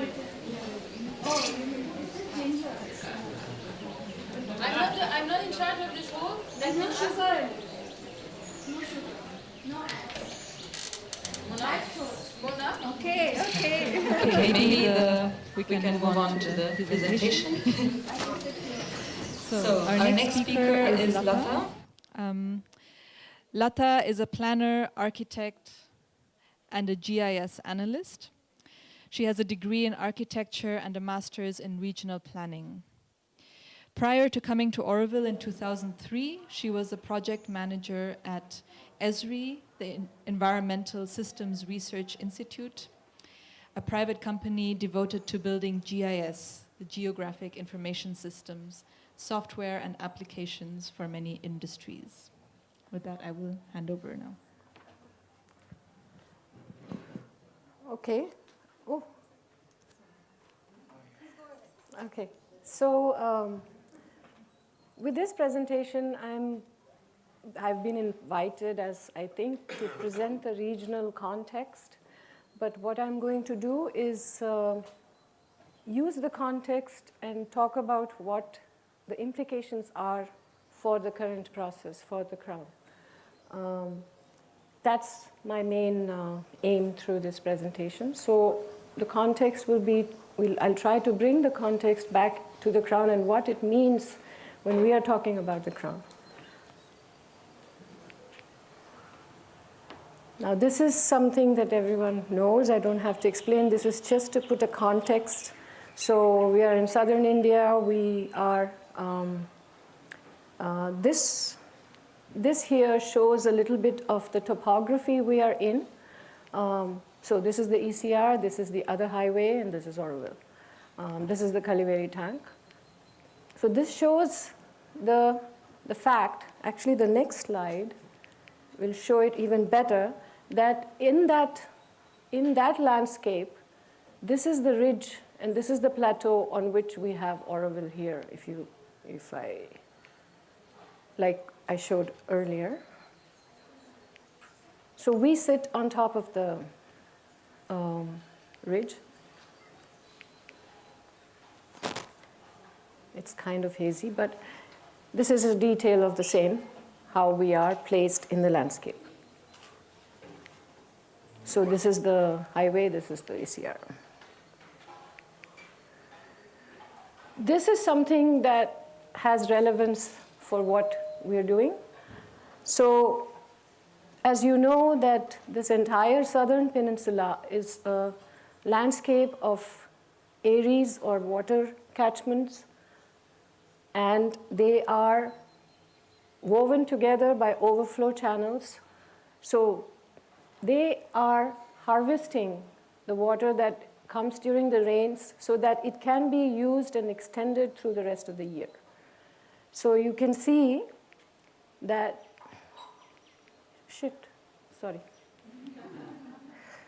So you can see that you have pond, overflow, pond, overflow, pond, overflow, pond, overflow. So that is how the whole thing is woven together. And this is the watershed of the Kaliveli watershed. We are sitting here, and this forms part of this large watershed. So basically, whatever we do here has an impact downstream to Kaliveli. That could mean many things in terms of water that flows off, runoff, erosion, pollutants. All of that impacts what happens here downstream. This side flows into the ocean.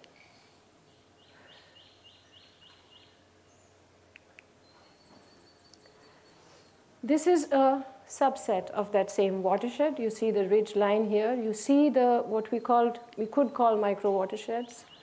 And this here is the crown. So you can, through this, understand where the water is flowing towards. So everything on this side is flowing towards here. So this is something that flows through here. This flows through here. This flows through here, like that. So when you look at the crown, you can see which watershed each of the sections, if you will, fall into, and how the water is going to behave in that landscape. For example, if you take this stretch, approximately half this watershed is going to drain through a few points. I think in the next slide I'll have the water channels as well, so you will see more clearly how the water flows. Okay, before that, going on the topography as well, you can see that this is a profile of the crown. So basically, starting from the stretch that is already built from here, somewhere here, going down like that. So that is the profile. Of course, these little bumps are trees. So actually, the topography is probably like straight like that, but because of the trees, you have all these. But it also shows where are our in that profile, where are our wooded areas. So you can see the recent flashpoints are pretty clearly, you can note from the topography itself. So this is the lowest point. The highest is close to 50-something, 53 or 52 meters. The lowest point here, which is here in Darkali, in one of the canyons adjacent to Darkali, which is 42 meters. So essentially, from here, you have this going down here and then coming up here, which is normal because you saw that the ridge was going like that. So it's something that you can infer, but this shows the profile. And that has an impact on our designs as well. This here shows the streams. It's a coarse level, but you can see that, how the streams are going through the landscape here. This one goes into Irumbai and then down like that. This one goes towards the sea. And if you notice, some of these are, the green that you see here is TDEF, forest, regenerated forests. And there is a strong correlation in many cases, and it would have been in all if we were even more careful about where we planted and everything. But you can see that this Darkali here is between these two canyons, so water from here goes there. This here is the, that flows toward this, and goes to a pond here, which then connects back to Kariveli outside. So you can see a little further, in this map, this is academic at this point, you can see that this light red is the village. So this is the village here. This is the village. So Kotagara village is here. So these are the villages. This here is temple land. So you can see a few pockets here and there. The orange plus the green is what Auroville owns at the moment. So you can probably see that pretty much very close to everything is owned, except in the crown you'll see a few, gaps through which you are able to see the, unowned land by Auroville. And in the green belt, you can see how little is owned by Auroville, and how little actually, and so you have, in larger parts of the green belts are actually settlements and temple land and such. Okay, so that's basically, I'm only touching upon the natural features that have consequences, and that I don't know if others have covered. So which means, there was Islam, there were other people that are going to, that Glenn, who's going to cover the green parts of so I'm not focusing on any of those. So they have impacts as well. So I'm focusing on what I think may not have been covered. So now this is a big one in considering anything that has to do with mobility. This is the regional mobility. So you can see that these are all the different ways that people are entering over. There are minor pathways, other places also through which they are able to enter, but these are some of the major ones. This is the tar road. This is Kuilapalim. So this is the tar road that that connects to the highway here, that connects to the ECR here. Currently, this is used as the bypass, or people passing through Auroville. They are currently passing through the periphery of the city, or city area. And these are, so these are the main tarred roads. These are motorable roads, which are not tarred currently. If you see this road, for example, if someone has to get to the center from here, they go like that right now. There is another alternative, which we do see a lot of people walking around here, people who live in this area. There's Madhukar Sukhavati. They will probably tell that there are a lot of people who show up in cars here and ask for where the Matri Mandir is or where the solar kitchen is and stuff, because there is a reasonably wide road here. Now, preference for roads by tourists, by us, by everyone is determined by how wide it is, so how fast I can go, and how good it is. So currently, the thing that is a big deterrent here is that it is not a very good road. It's not easily motorable. There are potholes, So majority of the people still prefer this. When we are actually thinking of the crown here now, this circle, this little arc is the already built crown road.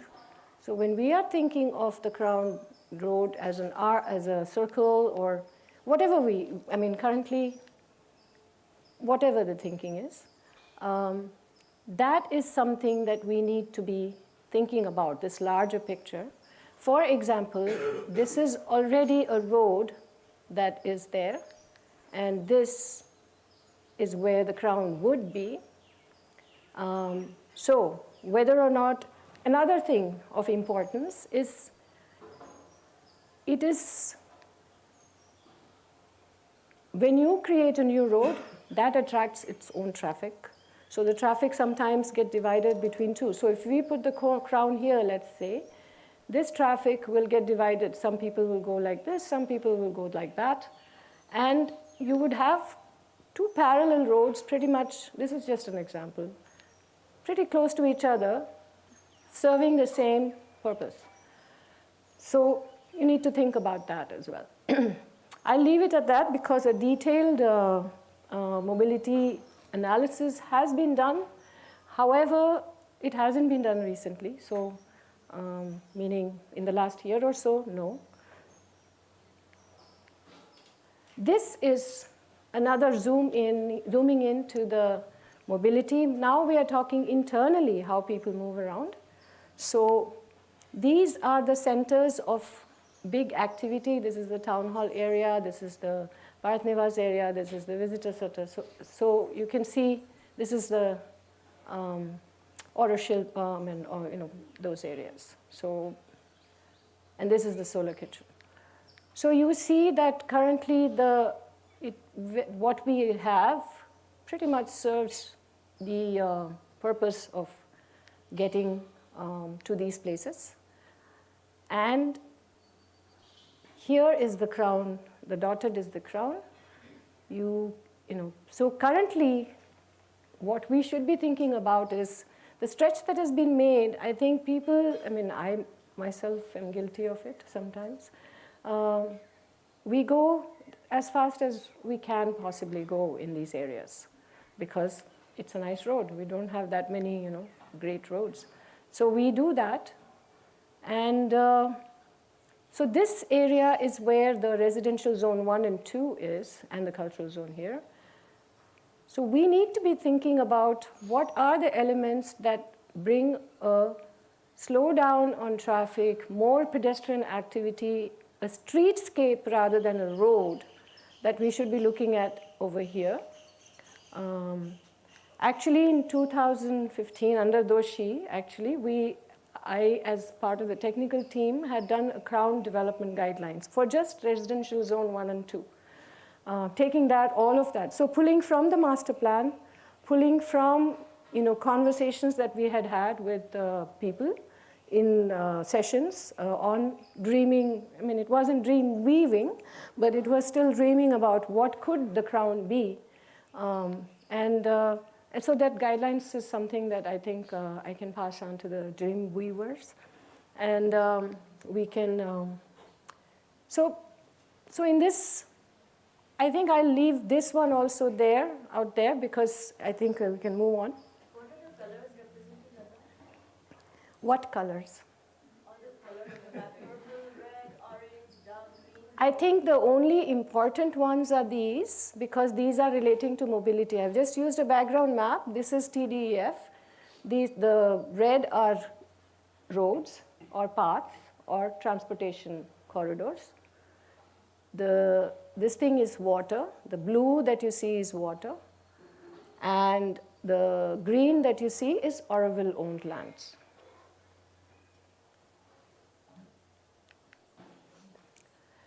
Okay, now I switch to something that we had done at the request of Madam Secretary, and where she called us to not dream, but envision the crown. So as we looked at the crown with the lens of,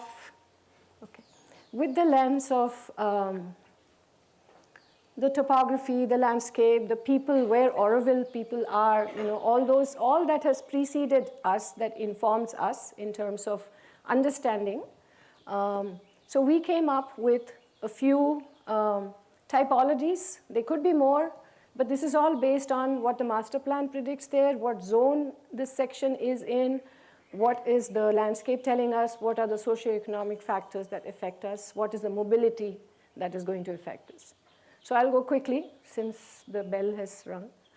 So, so we have divided it into these sections, and you can see, so solar kitchen is, this is the circle here. So you can see this is the crown that is already built, going from there.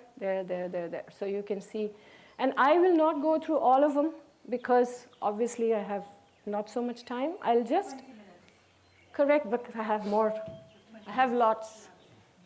So, so I will just touch upon a few to explain what method we used in order to say what we are saying.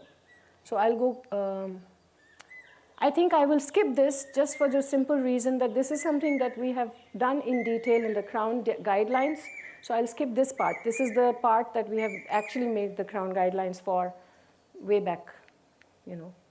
So I will not talk about that, but okay, I'll still show the visuals because we imagine it to be a shared space, you know, with things on both sides. Anyway, it's part of the residential zone, which basically means that you have social amenities that are there. So some of them are currently there, for example, library. Some others can be there. We don't have any cafes, or we don't have anything that you can just walk to in the morning, get a cup of coffee, come back. There are a whole bunch of things that are not there. But that is, and nowhere where actually you can feel that it's a street and not a motorized, you know. So that streetscape is something that we want to create in that stretch. That's what we are proposing. Oh, another thing that we have done in the proposal for this is also identified what is happening there. Basically, what does the landscape tell us? What is the socioeconomic, the growth that has happened till now done? And what does it tell us? Then looked at what the master plan says should come in those areas, looked at current realities and said what we should do now and what we could do in the long term. So that's how we've structured it as well. Many of you probably have already seen the presentation before when we presented here. But I will move to, so I will skip this for now, or maybe I can, yeah, this is an important one. This is an important one mainly because of Aurodam here. So currently the uses, so its topography is similar to the center, which is 50-something meters and everything from the sea level. This is the part that overflows and goes into the Irumbai Lake. This is the live water body that is there. You can see it right now after the rains. So this is the section that I think I touched upon in the mobility one as well, that currently this is how people go and this is how it is proposed. So what we are recommending is that this could be for internal Auroville traffic, you know, especially pedestrian and walking, and maybe cyclists as well. But it should not be motorized at all because we don't want this to be a bypass to, you know, an alternative to this. People can continue like that for now. In the long term, and plus this could be, in terms of uses that could be proposed. Now this is like a brief, but I'm sure Dreamweavers will dream their own brief.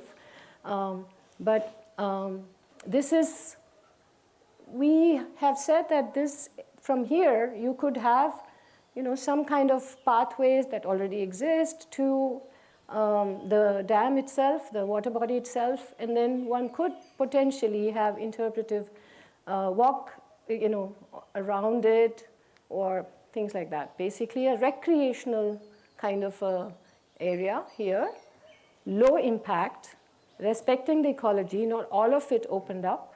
That's what we see in the,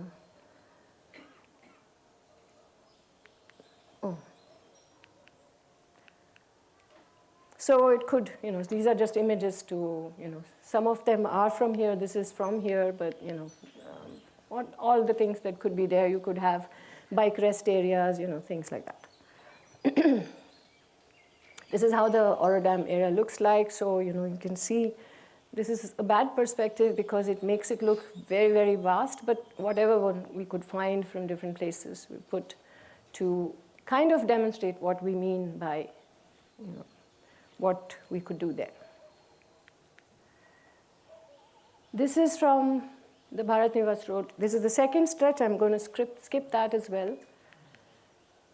This is the other stretch that has been the focus of attention for a while, in recent times anyway.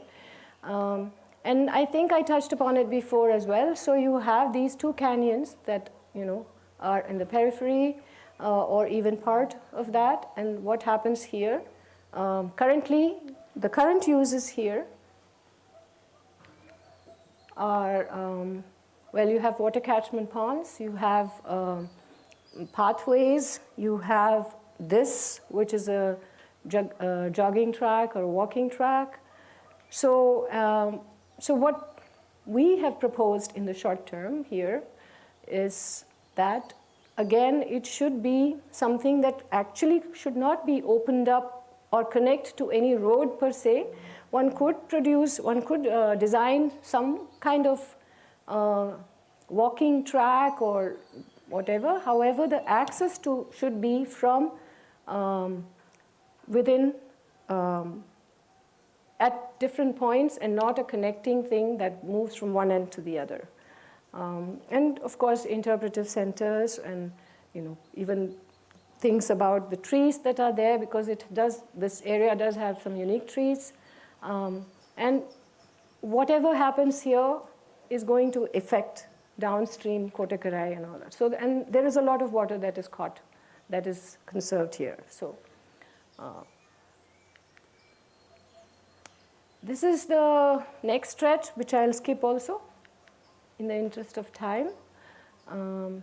This is the other stretch that has now international attention even. So this one is or maybe not, maybe it's not this one, maybe it's the next one. Yeah, this is the one. So this here is, again, you have it's in the cultural zone. So you have the school here, you have a youth center on this side, you have the forest on that side because this is the park. This is the park, as noted in the master plan. So again, here we are recommending similar uses to what we had said in the previous ones, except this would have these kinds of activities that attract school-going population. So again, their exposure to nature, field walks, and nature club.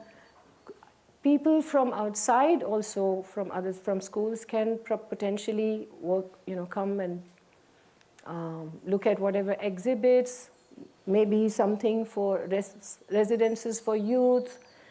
So those kinds of things here that we are saying around the crown. Because, bear in mind, the crown is a corridor of amenities that serve the zone in which the crown is. So the focus is on the amenities, not necessarily how. So the road could be just a service road for all we care. It could be a streetscape for all we care, because we only need to provide services so that goods and services can go easily, provided, because considering Auroville is moving, it's trying to move toward pedestrian and friendly city. So the road is just a service road for emergency services and for providing services to the crown. So I think, so this is again some images just to show what it could be, interpretive center, giving information about the species there, and then you have some places where people can hang out, all modeled after some of the stuff that you can say happens elsewhere also. These are all images from different national parks in the United States and other areas. So I'll skip this as well And so that brings me to the end of the crown thing. Now, before I finish, I want to say something about planning. Planning happens at many different levels. So obviously, there is a hierarchy in planning. So you have regional plan, you have city plan, you have urban design, you have art, so in that spectrum, there is architect, urban designer, city planner, regional planner.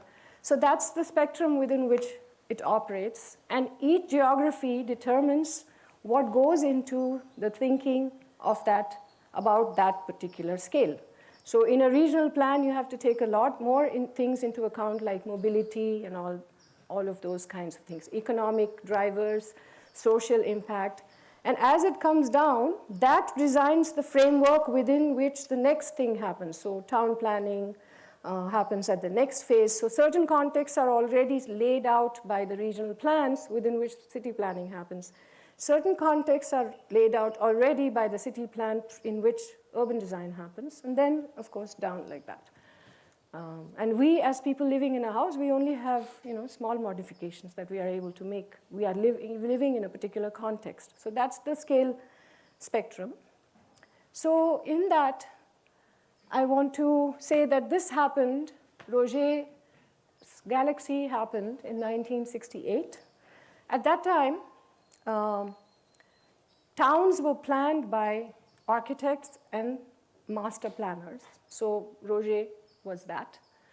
In this particular case, the galaxy happened, and where it was going to be placed happened next. So there is not that much connection between a concept and the land, or in the context. So it is placed in a context. So that's what happened then. Over the years, of course, the setting it in the context started happening. Everyone was involved in it, including Roget. I remember meeting him, I don't remember, 2003 when I first came or something, when I showed the ridge and showed all this environmental stuff. He said, oh, but if that's the case, how am I going to work? How am I going to build a city? So that era, that's when Brasilia happened, that's when Chandigarh happened, that's when a lot of things happened where the architect and the master planner is determining what's going to be designed and then placed in a context. So next is, this is in the 70s. This is Ian McCarthy, who wrote a book that was published in 1969.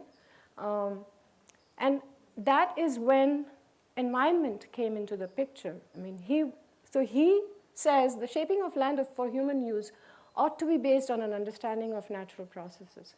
So he brought in that thing in the world. I mean, it wasn't something that everybody was thinking about. Maybe people in little pockets, people actually more in tune with living with nature. Of course, for them it was a habit. It was something that they never even questioned. But for the planning field, this was a new thing. When he talked about all of this, he wasn't very popular during that time. And then so he says here that people operated in different silos. So the physical scientist had his own expertise. Social scientists had their own expertise. Everybody had their own expertise, but they were not working together with each other. So they were, and definitely they were not knowing anything about planning. They knew where the water is coming from and all, but how it gets integrated into planning, no. So, and he says that if you talk about design, they ran away screaming. So he took the time to build this kind of ecosystem of different knowledge, streams in the understanding in planning, so that now it wasn't a master planner who said, okay, it was these guys who informed the master planner in what they designed, what he or she designed. Yet the design element stayed with the master planner. These provided information, but the integration part was still left to the master planner or the designer. And so he in that process, he brought in this whole thing where you had all this information on transparent sheets that you overlaid in order to understand the different aspects of the landscape. And of course, eventually it became what we now call GIS, Geographic Information Systems, where we can actually bring in all these layers to understand how everything interacts, because everything builds one on top of the other.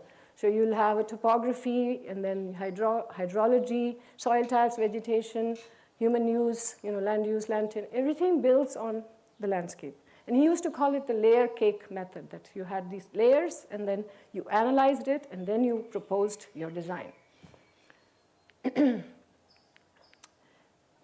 Well, unfortunately, the image here is not showing. It's showing on my this thing, but anyway, doesn't matter. The image, just imagine the image. We are all dreamers, so we can. So this image showed the work that was done with Doshi in 2009 in integrating all the different elements into a common base and having that inform all the planning. It was a precursor, you can say, to do the planning. Falls within the same realm that you collect all the information from all these and then you do your design. It's okay, I think people will know. It is just an Auroville image with a morphed image of all the different things that impact planning. So it's topography, water, the galaxy, everything that's going to inform the planning that you do here. Now, in this decade, the last decade, there is another framework that has emerged, which has to do with the fact that it is not the design, so the design professions is here, so that includes everybody from architect to town planner to regional planner. These are the sciences. Now it includes the people of the place. So that means people who are going to be living or are already living in the area that you are proposing something. Information technologies, of course, are the integration, are also determining how that happens. And this all of these elements are working together, and they are informing what is happening here. So the design, so it's a common purpose, so they evolve the common vision, they evolve the common brief, if you will, and they evolve the common design as well. Each one brings their expertise, but the collective owns is vested into the result that is designed. This is relatively new in terms of the terminology, geodesign, you may not have heard of it. I think the Citizens Assembly, for example, is another effort, I think, in line with these kinds of processes where the participation of the people as equal members to the design process is recognized. I don't know if the Citizens Assembly recognizes it, but that is the... Actually, in fact, so geodesign requires collaboration among the design professions, graphical sciences, information technology, and people of the place. So this is, this is something that I think even our Constitution, by passing the 73rd and 74th Amendment, recognizes, which is called Panchayati Raj Act, in which they have given the authority to design and develop the local area according to the people. So that's why Gram Sabhas are empowering the... So different places, different movements have happened which support this whole participation of the people in the process of design. This is of course my last slide, because in Auroville, this is what we are here for. I am here for this. And in that, you can see that the third one talks about Auroville wants to be the bridge between the past and the future, taking advantage of all discoveries from without and within. Auroville will boldly spring towards future realizations. I think this is what we are talking about here. It's almost like divine Adesh, you would say, to keep up with what is happening outside and what is happening inside, and the evolution that even the planning field has gone through to reach where we are, where, you know, you had the part that I just explained. So some of us, me in particular, feel compelled that it would be a disservice or not being a true Aurovillian if I were not to respect this and say, I have to bring in all the knowledge that I have gained, even in the planning profession, to what is happening in Auroville. And in fact, I would want Auroville to be the beacon to the world, where they can say, this is how we do things here. This is, you know, this is what the world should emulate. That's what I would like to see. So I'll end with this slide. Thank you.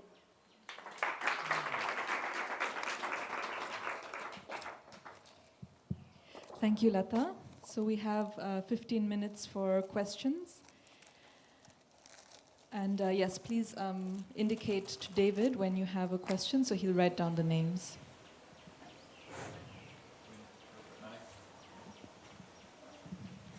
Lata, thank you very much for this very, very informative and intense presentation. I have a question relating to the intersection of the village and Auroville, especially related to the crown. We have Bharatipuram coming very close to the crown. The aspirations of the village for development is slightly different from or maybe there's a big difference with the aspirations of Auroville for development. Correct.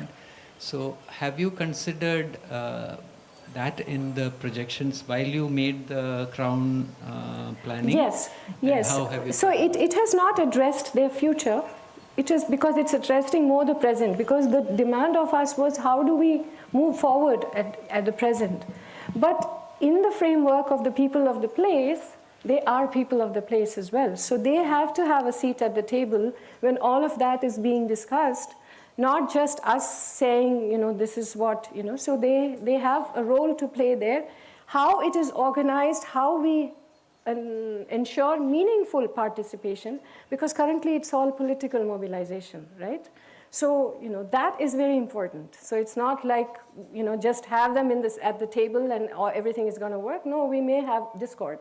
So we have to figure out, I mean, that's a challenge we face on an everyday basis, and we have to face also, we have to live up to that challenge as well. So we have to find frameworks within which they can come in and be part of the process royally and not be pulled here and there by just political, I don't know, I mean, interests.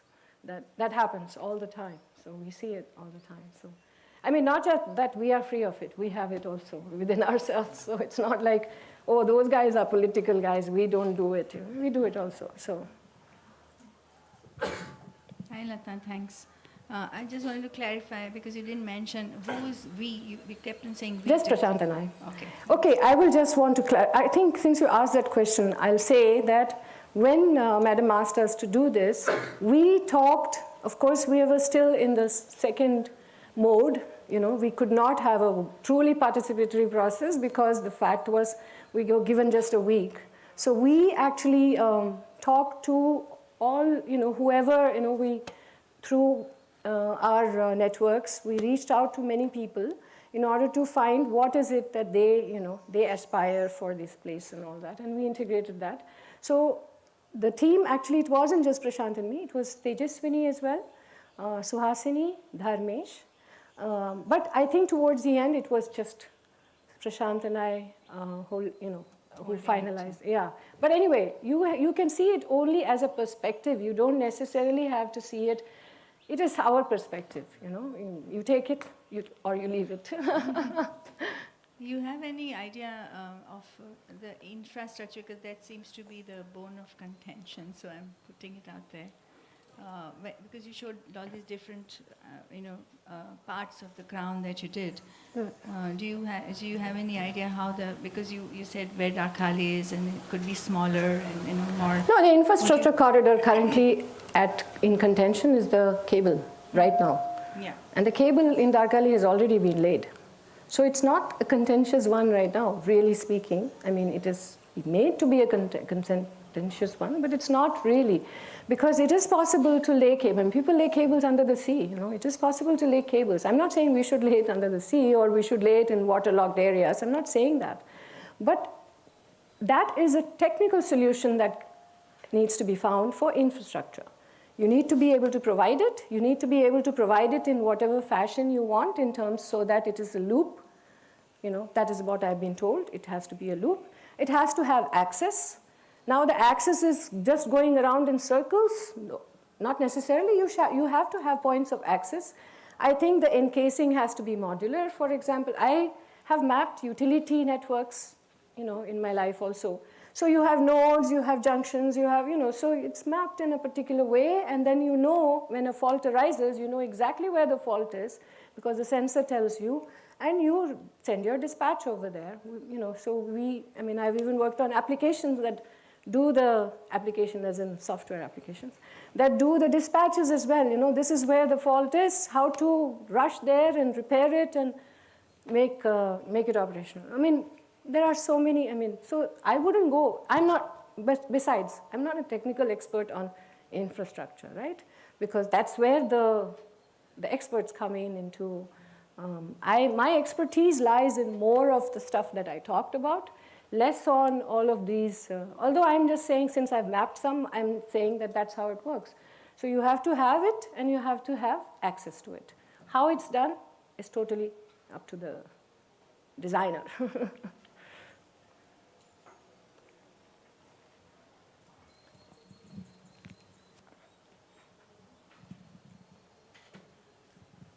Thanks, Lata. I was glad when you brought Ian McHarg into the picture because since yesterday I've been kind of thinking about this whole exercise of looking at it as essentially a, you know, a landscape architecture exercise, you know, which I missed the first part. Who into it? Ian McHarg. Okay. Mm-hmm. I studied under him, so I know him very well. I'm a landscape architect also. Okay. So, so to sort of go back and revisit maybe some of these, maybe contemporary planning principles. You know, Ian McHarg, of course, was working in his 60s, and he's sort of looking at it, these layers as sort of these almost fixed layers, you know. Right. Whereas when we're looking at now in more contemporary landscape architecture discourse, we are looking at it as much more dynamic, much more politicized at many levels, ecologically, at a human level also. So the kind of research I see that could really inform is not just sort of this quantitative research, but also a lot of qualitative work. Qualitative as well. Because that will help you really give a very nuanced understanding of, you know, the data. I believe that that's where social scientists come in also. I mean, to some extent, you know, because, or anthropology. I mean, there's a vast, you know, science over there, science or practice. Okay, let's not call it science, but practice that informs those kinds of elements.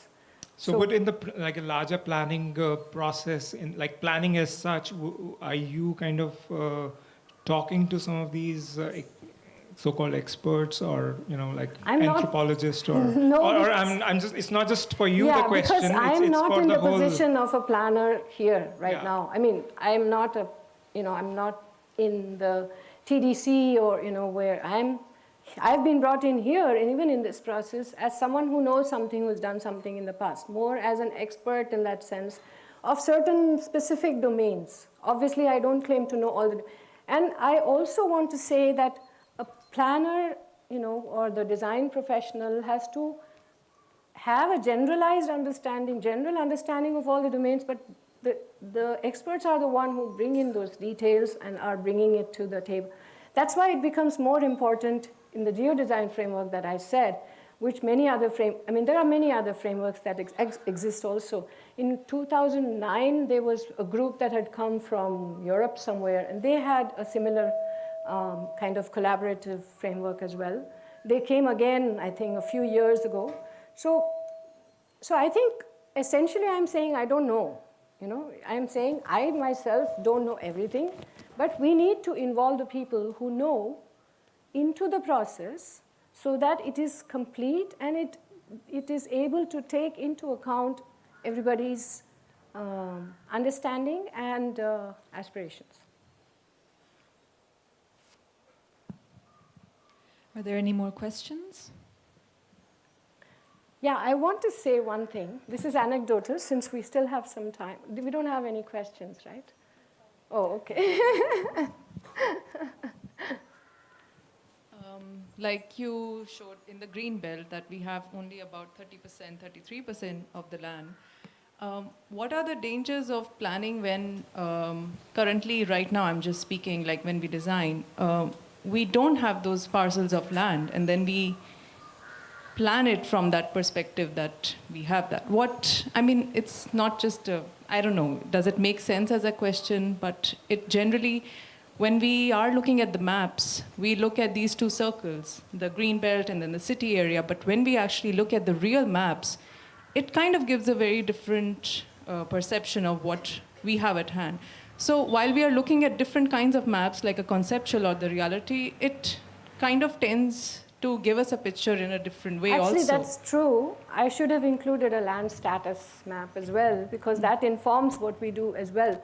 Because we cannot willy-nilly open anything up, you know, because there are speculators, there are, you know, interests that will start developing the moment we put, you know, or start building, you know. We have to look at our growth rate as well. I mean, we have been growing in terms of numbers.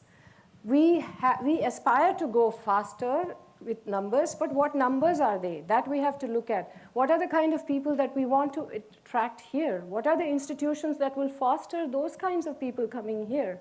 So that also needs to be thought about. And that is something that I think, you know, we don't have anybody that is presenting, at least I couldn't see, except one person who did on economy, supposedly in the morning, which I didn't attend. But that angle is very important as well, because that determines when we build something, what impact is it going to have on all of those things? You know, will people just hold on to their land because, you know, or, you know, that needs to be thought. And, you know, there are experts who can inform us about it fully. I understand it, some of it, but of course I don't understand all of it, you know, how that whole economic structure works there when you open up an area.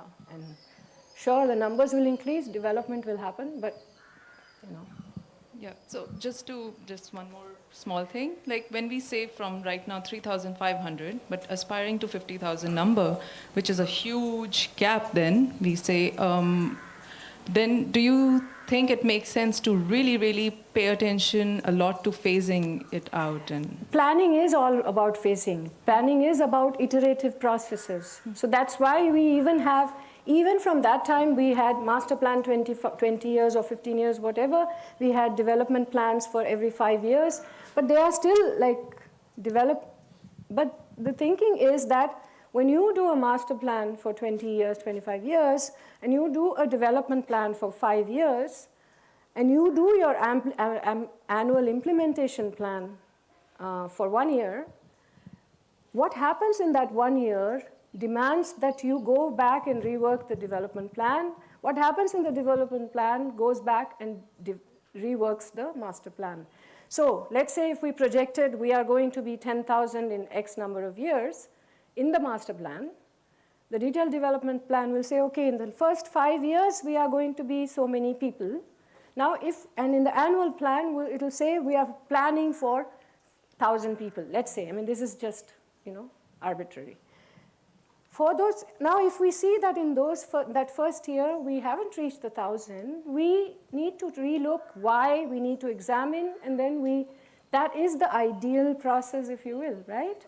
So there is always a back and forth. It's like always, you know, and it's in that sense iterative. So that's where, you know, you go in circles, yeah, sorry. Spirals, yeah. Thank you very much for your presentation. What assumptions would you suggest the Dreamweavers take, for example, on mobility, phasing, and the regional aspects in their conceptual work? as they're trying to inspire some flavors in this DDB preparation. So the assumptions, I know you've listed some, but what are the things you would highlight? These are the ones I highlighted. I have a whole list of them. I only brought here what I thought needed to be highlighted, and that I thought probably will not find a place in the other presentations. For example, I know there is a presentation on development priorities that's coming down the pike, and I know that that will talk about our growth numbers, where are we growing, how are we doing. So I did not touch upon any of those things which need to inform you as well. This is only coming from the hat that I wear, which is of an ecological planner. And so, whatever I could bring for that, Can you share your full set with the DREAMWEAVers? Yeah, I'll share with you what I have worked on so far over the years. So I told you about the Crown guidelines for just the residential zone 1 and 2. Also, there are planning guidelines that is for the entire city.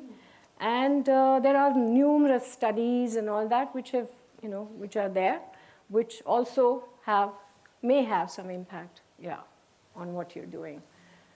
But the scale at which you're operating is not so I have, from my perspective, pretty much brought but if I think about something else, somebody pointed out about the land status, for example, that has an impact. Mobility needs to be looked at much more carefully, which we haven't really looked in this part. We had done that, like I said, a while ago, but that's outdated because it changes. So, yeah. Okay, thank you, Lata. I think that's time so now. I want to just say one thing. This is anecdotal information, but this is to stress about this whole third part of the charter. Chamanlalji, as some of you know, Chamanlalji, when this is my first introduction to Chamanlalji. He had come home looking for us because he had heard something had happened to us and he was afraid we'll leave Auroville or something. So he came, and during that conversation, he said that the first of these environment conferences that happened, like Glasgow happened right now, the first one happened in 1972 in Sweden, Stockholm, I think, yeah. And they were, at that time, only 2 heads of states. Of course, one was the Swedish Prime Minister, who was Olof Palme, and the other one was Indira Gandhi, who went to the conference. You have to bear in mind that this is when the people had kind of recognized that environment is an important, part of our life, and our survival depends on what we do. And so, in that conference, Mother sent Roger and Chamanlalji. Even at that time, she anticipated that this is an important topic that our guys who are working here need to understand. So, so essentially, I guess my point being that I think there is a lot of, things that we just can take from that, just that example, that we have to constantly redesign ourselves as well, and our thinking based on all the circumstances that we are faced with. So anyway, I thought it would be good to talk about the mother. Yes, thank you. So on that note, we can break for lunch. And if anyone has any more questions to Lata, please write it on the sheet of paper and hand it to one of us. And be back before 2 p.m. Before, I insist. Thank you very much, so we can start on time, because tonight we are going to finish at 6:30, and I'm pretty sure none of you want to be home